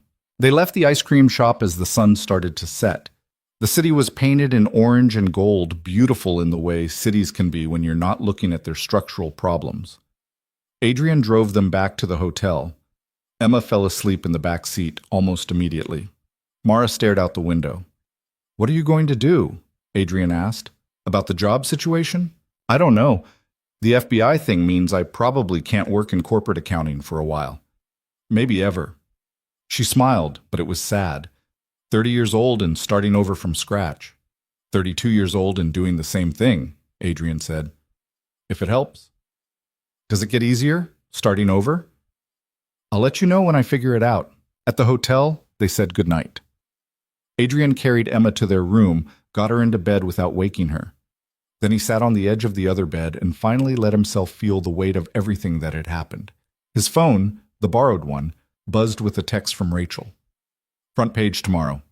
Your face in the headline, Engineer Saves Denver. Hope you're ready for what comes next. He wasn't ready. Not even close. But he texted back anyway. Thanks for believing the story. Her response came immediately. Thanks for being worth believing in. Adrian set the phone down and looked at Emma sleeping. She had chocolate still on her cheek and her elephant clutched tight. This kid who'd watched her father fall apart and put himself back together in the span of 2 days. Tomorrow they'd drive back to the cabin.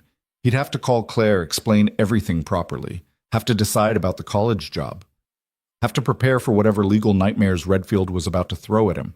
But tonight, he just sat in a cheap hotel room and let himself believe that maybe, possibly, he'd done something right. For the first time in 3 years, the drowning feeling had stopped. He wasn't sure what to call the feeling that replaced it, but it felt something like swimming. The drive back to this cabin took longer than it should have. Adrian kept the truck under the speed limit, like he could slow down time itself if he just drove carefully enough. Emma was awake now, asking questions about what happened next, and he didn't have good answers for most of them. Will the building be okay now? She asked. Eventually, they'll have to fix it first. And the bad man? He's not going to build anything for a while. Good.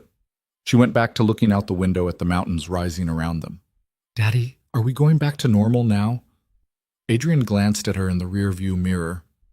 What's normal? You know, the cabin and the college and not being on TV. I don't know, sweetheart. Maybe there's a new normal now. She thought about this. Is new normal better or worse? I'll tell you when I figure it out. They stopped for gas in Boulder. While the tank filled, Adrian's borrowed phone rang again. He almost didn't answer, but the number looked familiar. It was his attorney, Richard Moss. They'd worked together on the Hartwell settlement, and Richard had handled the divorce papers.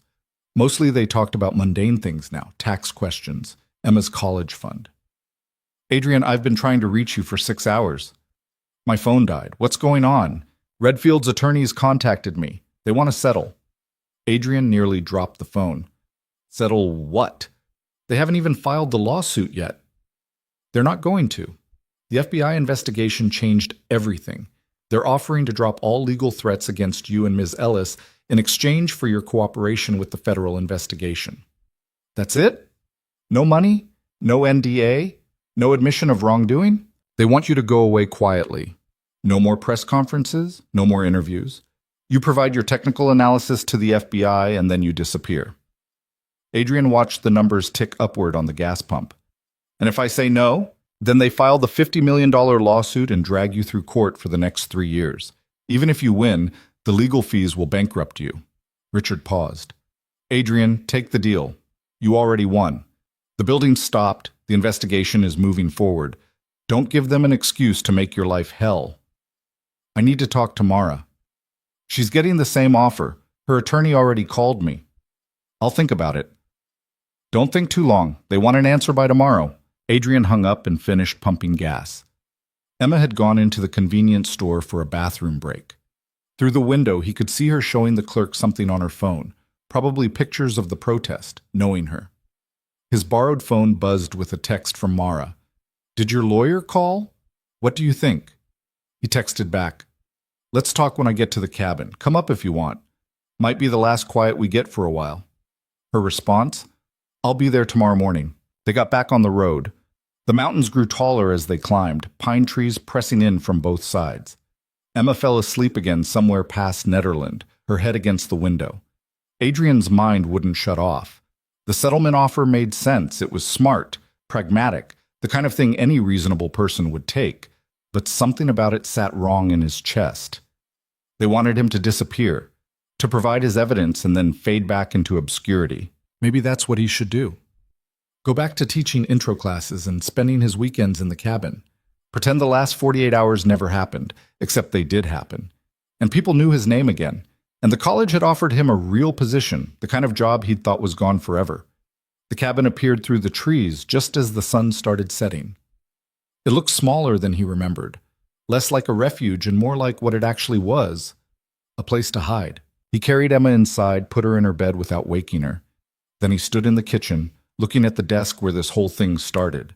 The papers were still there, Mara's calculations and his notes scattered across the surface like evidence of a crime. He made coffee from the stale grounds and sat down to think. The borrowed phone rang at 8 p.m. Claire. I saw you're back in the mountains, she said. Cell tower data. Didn't know you were tracking me. I track Emma. You just happened to be with her. A pause. Adrian, we need to talk about what happened. I know, I'm sorry I didn't. I'm not mad. Well, I am mad, but not about what you think. She took a breath. I'm mad because I spent 3 years watching you give up, watching you shrink into this smaller version of yourself, teaching classes you were overqualified for, hiding in the mountains like the world was going to forget what happened if you just stayed quiet long enough. Claire, and then you do this. You risk everything to stop a building from failing. You go on national television and admit your mistakes and fight anyway. And I realized, her voice cracked. That's who I married. That's the man I fell in love with. Not the one who gave up, the one who fought. Adrian didn't know what to say. Emma called me this afternoon, Claire continued. She said you were a hero, that you saved people. And I heard how proud she was, Adrian, how much she looks up to you. And I thought about the last 3 years and how much of her life you've spent being ashamed instead of being present. I know I failed you, both of you. You didn't fail us. You failed yourself. You let one mistake define everything you were. She paused. But maybe you're done with that now. Maybe you're ready to be who you actually are again. I don't know if I know who that is anymore. Then figure it out. Because Emma needs her real father, not the ghost who's been showing up every other week. She hung up before he could respond. Adrian sat in the dark cabin, Claire's words echoing in his head. The coffee had gone cold. Outside, night had fully arrived, bringing stars so bright they looked fake. He thought about the last 3 years. The teaching job he'd taken because it was safe. The cabin he'd bought because it was isolated. The relationships he'd let fade because maintaining them required admitting he still existed. All of it designed to make himself smaller, less visible, less likely to fail again because he'd stopped trying to succeed at anything. Emma appeared in the doorway, rubbing her eyes. "Can't sleep." "Me neither, sweetheart." She climbed into his lap, something she was getting too big for but still did anyway. "Are you sad?" "A little bit." "Because of the building?" "Because of a lot of things." She was quiet for a moment, then, "Mom says you used to build really tall buildings. Before I was born." "I did." "Why did you stop?" Adrian had never explained this to her, not properly. He'd always thought she was too young, that she wouldn't understand. But sitting here in the dark, with his daughter warm against his chest, he realized she deserved the truth. "I made a mistake," he said quietly. "A building I designed had a problem, and I didn't catch it. Some people got hurt, and I felt so bad about it that I stopped building things." "But you fixed the new building." "I helped fix it before anyone got hurt, yeah." "So maybe you can build things again. But better this time, because you know what to look for." Out of the mouths of 7-year-olds. "Maybe," Adrian said. Maybe I can." She yawned. "I think you should. Your buildings are pretty. I saw pictures on your computer once." "You were snooping on my computer?" "I was curious." She grinned up at him. "Are you mad?" "No, baby. I'm not mad." He carried her back to bed, tucked her in with her elephant. She was asleep before he left the room. Adrian went back to the desk, pulled out his old laptop. It took a minute to boot up. He hadn't used it in months. The desktop was still covered in folders from before, project files, CAD drawings, presentations to clients who no longer existed. He opened one at random. The Helix Tower in Singapore. 68 stories of glass and steel, twisted like a corkscrew. He'd won awards for that design. People had called it revolutionary. He looked at the drawings and remembered what it felt like to create something that would outlast him.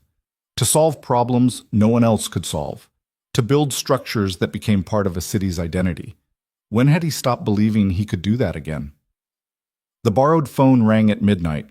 Marcus. "You're still awake?" "Can't sleep," Adrian said. "Me neither. I've been thinking about the Titan Center, about what comes next. They're going to redesign it, probably bring in a different firm." "What if they brought you in?" Marcus asked. "What if you redesigned it?" Adrian laughed. "No one's going to hire me to redesign a building I just stopped from being built." "Why not? You understand the problems better than anyone. You've already done half the analysis, and you care about getting it right." "Marcus, I'm serious. My firm could partner with you. We bid on the redesign together. You take the lead on structural.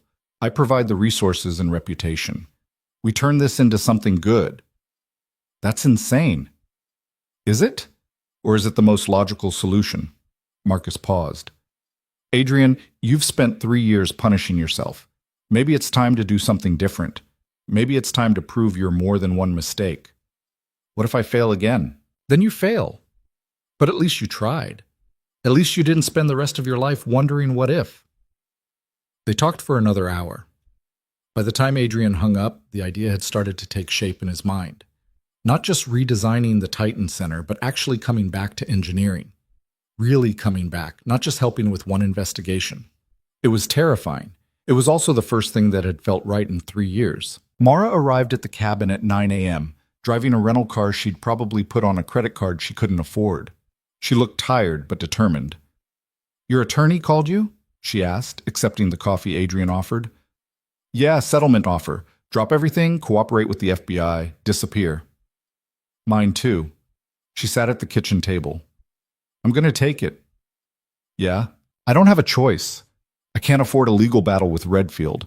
I don't have your resources, your reputation, your options." She looked at him. "You should take it too. You've got Emma to think about, a teaching job, a life that doesn't involve fighting corporations." "What if I don't want that life anymore?" Mara raised her eyebrows. "What are you talking about?" So he told her, about Marcus's offer, about the idea of redesigning the Titan Center, about maybe, possibly, coming back to engineering for real. She listened without interrupting. When he finished, she shook her head. That's crazy. I know. You'd be walking back into the exact thing that destroyed you. Or I'd be proving I'm not destroyed, that I learned from what happened and can do better. And if you can't, Adrian looked out the window at the mountains, then at least I tried. At least I didn't spend the rest of my life hiding up here wondering what if. Mara smiled. That's either very brave or very stupid. Someone told me recently those are usually the same thing. Smart person. She had her moments. Emma came out of her room, saw Mara, and ran over for a hug. You came back! I did. Wanted to see how you were doing. I'm good. Daddy says there's a new normal now. Is there? Emma looked at Adrian. I think so. I think it's better. They made breakfast together, pancakes and eggs and bacon that was slightly burned. Emma told Mara about the ice cream shop and the 3 scoops, and how the news lady said her dad was a hero. Are you a hero too? Emma asked Mara. No, sweetheart. I'm just someone who did what needed doing. That sounds like a hero to me. Mara's eyes got wet. She excused herself to the bathroom. When she came back, Adrian was doing dishes and Emma was drawing at the table. I'm going to testify, Mara said, for the FBI. Whatever they need, I'll give them. Maybe that counts for something. It counts for everything, Adrian said. And then I don't know. Maybe I go back to school, get a different degree, start completely over. Starting over isn't the worst thing, says the man who hid in the mountains for 3 years. Exactly. I'm an expert on what not to do. She laughed at that. When are you going to tell them? About the redesign idea? Soon. I need to talk to the building department first, and Redfield's receivers, whoever takes over the project once the company implodes. He dried his hands on a towel. Mara, I'm going to turn down the settlement. I'm going to keep talking to the press, keep pushing for changes to building codes, keep being loud about this. They'll sue you. Let them try. The FBI case will tank any lawsuit they file. And honestly, I'm tired of being quiet. I'm tired of making myself small because I'm afraid of failing again. What changed? Adrian looked at Emma, coloring peacefully at the table. My daughter called me a hero, and I realized I'd rather try and fail than never try at all. For her, if nothing else. Mara nodded slowly. Okay, then I'm with you. Whatever comes next, we face it together. You don't have to. I know I don't have to. I want to. You went to war for people you've never met. Least I can do is stand next to you while the fallout happens. They shook hands. It felt formal and ridiculous and exactly right. The next 3 weeks were chaos. The FBI investigation exploded into a full-scale probe of Redfield development. 6 city officials were implicated in the bribery scheme. The CEO was indicted on 14 counts of fraud. The company filed for bankruptcy, and receivers were appointed to handle the remaining projects. Adrian testified twice, once for the FBI, once for the city building department's formal review. Marcus flew back to Denver to testify alongside him. Dr. Okafor, the skeptical engineer, ended up agreeing with Adrian's analysis after running her own calculations. The final report confirmed everything. The foundation was critically underdesigned, the material substitutions were unauthorized and dangerous, and the building should not be constructed as designed. Redfield's lawsuit against Adrian and Mara died quietly when the company collapsed. The settlement offer evaporated. They were free. Not because they'd backed down, but because their accusers had imploded. Rachel won a journalism award for her coverage. She interviewed Adrian twice more, long pieces about building safety and engineering ethics and what happens when profit wins over integrity. The college made their offer official. Full-time faculty, tenure track, starting in the fall. Adrian accepted, but with a condition. He wanted to teach a seminar on failure analysis, on what happens when buildings fail and how to prevent it. They agreed immediately. Marcus's firm submitted a proposal to redesign the Titan Center. Adrian was listed as lead structural engineer. The receivers reviewed 12 proposals and chose theirs. You're really doing this, Claire said when he called to tell her. They were talking more now, not about getting back together, that ship had sailed, but about Emma, about the future, about figuring out how to co-parent when both of them were actually present instead of just going through the motions. I'm really doing this, Adrian said. I'm proud of you. I know I don't say that enough, but I am. Thanks, Claire.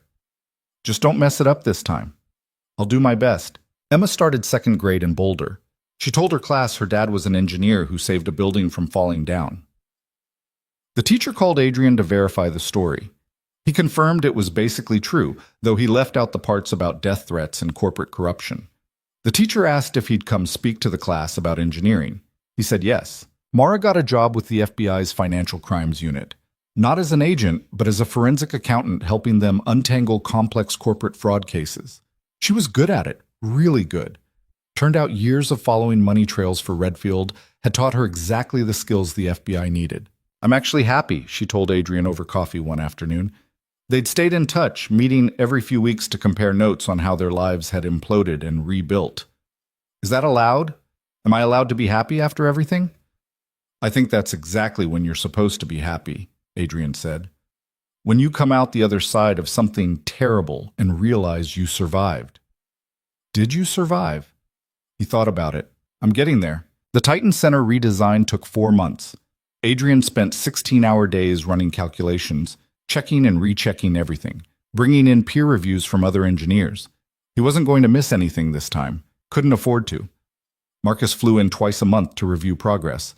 They fought sometimes, professional disagreements about load factors and safety margins, but they worked through it. That's what engineers did.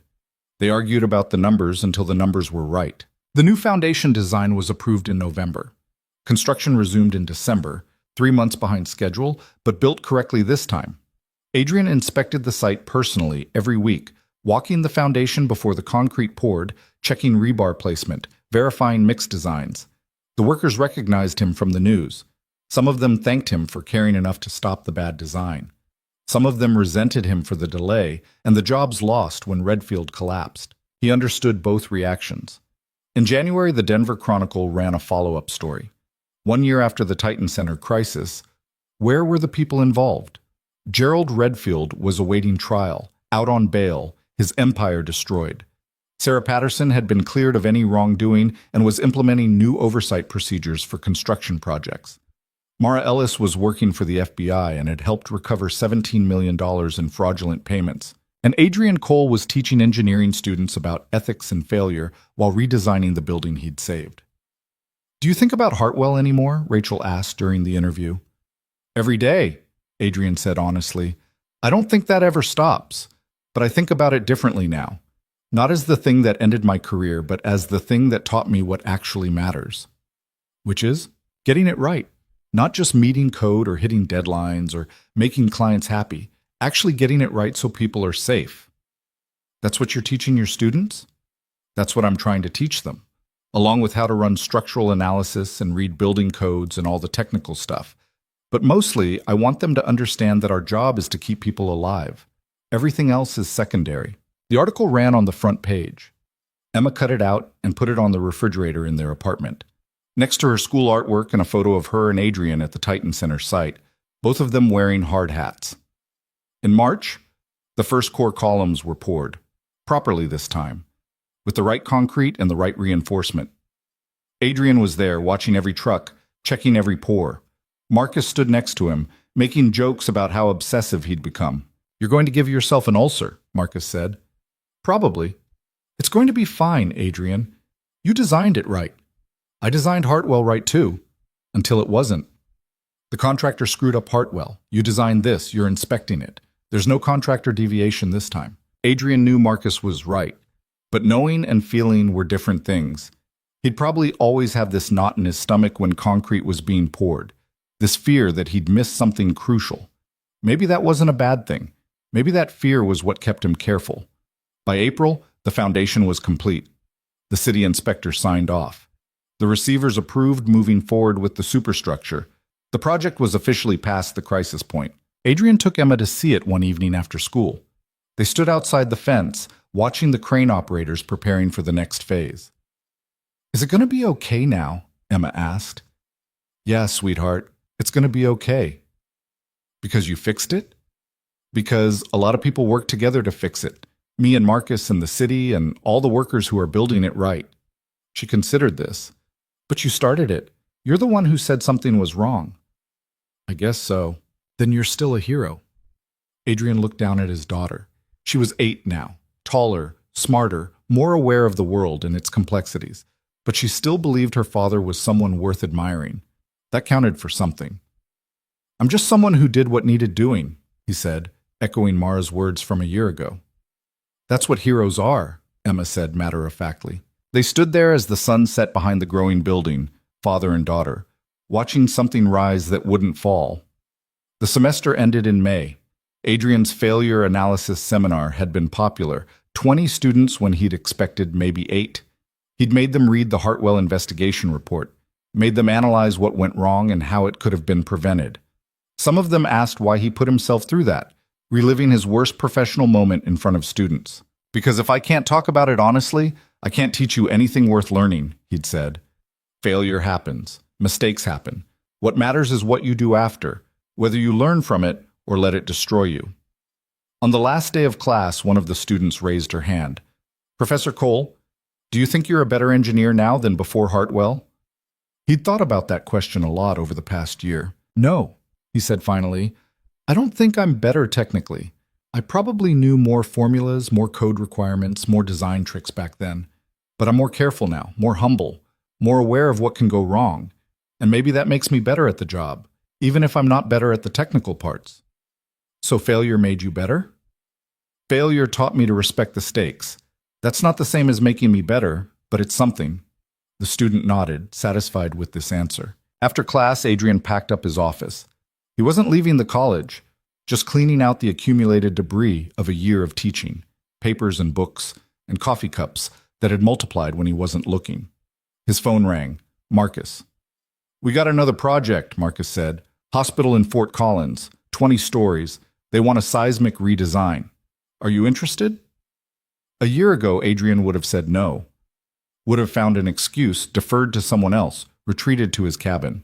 Now he pulled up his calendar, checked his schedule. "When do they need the preliminary analysis?" 2 weeks. "I can do that." "Good, because I already told them you were on the team." Adrian smiled. "You're very presumptuous. I prefer confident. See you next week to go over the scope." They hung up. Adrian looked around his office, small, cramped, but his. A place where he taught people how to build things that wouldn't fall down. A place where he got to pass on what he'd learned, both the technical knowledge and the harder lessons about responsibility and ethics and caring enough to get it right. It wasn't the glamorous life he'd had before. No more award ceremonies or international projects or features in architecture magazines. But it was real, and it was his, and for the first time in 3 years, that felt like enough. Emma was waiting for him outside the building, sitting on a bench and reading a book. Their apartment was 2 miles away, an easy walk in the spring weather. "All done?" she asked. "All done. Summer starts now." "Are we going to the cabin?" "Every other week, like always. But I've got work to do too, some on the new hospital project." "Another building to save?" "More like a building to make sure doesn't need saving." They walked together through campus, past students rushing to finals, past professors heading home, past all the normal chaos of academic life. "Daddy, can I ask you something?" "Always." "Are you happy now?" Adrian thought about it. About the year that had passed since Mara showed up at his cabin. About the Titan Center and the FBI investigation and the teaching job and the redesign work. About all the ways his life had changed and all the ways he'd changed with it. "Yeah, sweetheart, I think I am." "Good. You seem different than before, like you smile more." "I feel different." "Because you stopped being scared?" "No, I'm still scared, but I'm doing things anyway, and that makes all the difference." They walked home as the sun painted the mountains in shades of gold and orange. Somewhere in Denver, the Titan Center was rising properly, built on a foundation that would hold. Somewhere in Washington, Mara was helping dismantle corporate fraud schemes. Somewhere in Seattle, Marcus was planning the next project. And here in Boulder, Adrian Cole, engineer, professor, father, survivor of his own worst mistakes, was walking home with his daughter, ready for whatever came next. Not because he'd stopped failing, he'd probably fail again someday, miss something important, make a mistake that mattered. But he'd learned that failure wasn't the end of the story. It was just part of it. And the part that came after, the getting back up, the trying again, the refusing to let one mistake define everything, that part mattered just as much, maybe more. Emma was talking about summer plans, about wanting to learn to fish, and maybe getting a dog and definitely going camping. Adrian listened, nodding in the right places, his mind half on her words and half on the hospital project waiting for him. The calculations he'd need to run, the seismic loads he'd need to verify, the responsibility of making sure another building would keep people safe. It felt heavy, that responsibility. It always would. But it also felt right, like he was finally doing what he was supposed to be doing. Not hiding from his failures, but learning from them. Not running from the work, but embracing it. Not drowning anymore. Swimming. And that, he thought as they reached their building and Emma ran ahead to unlock the door, was more than enough. It was everything. The end.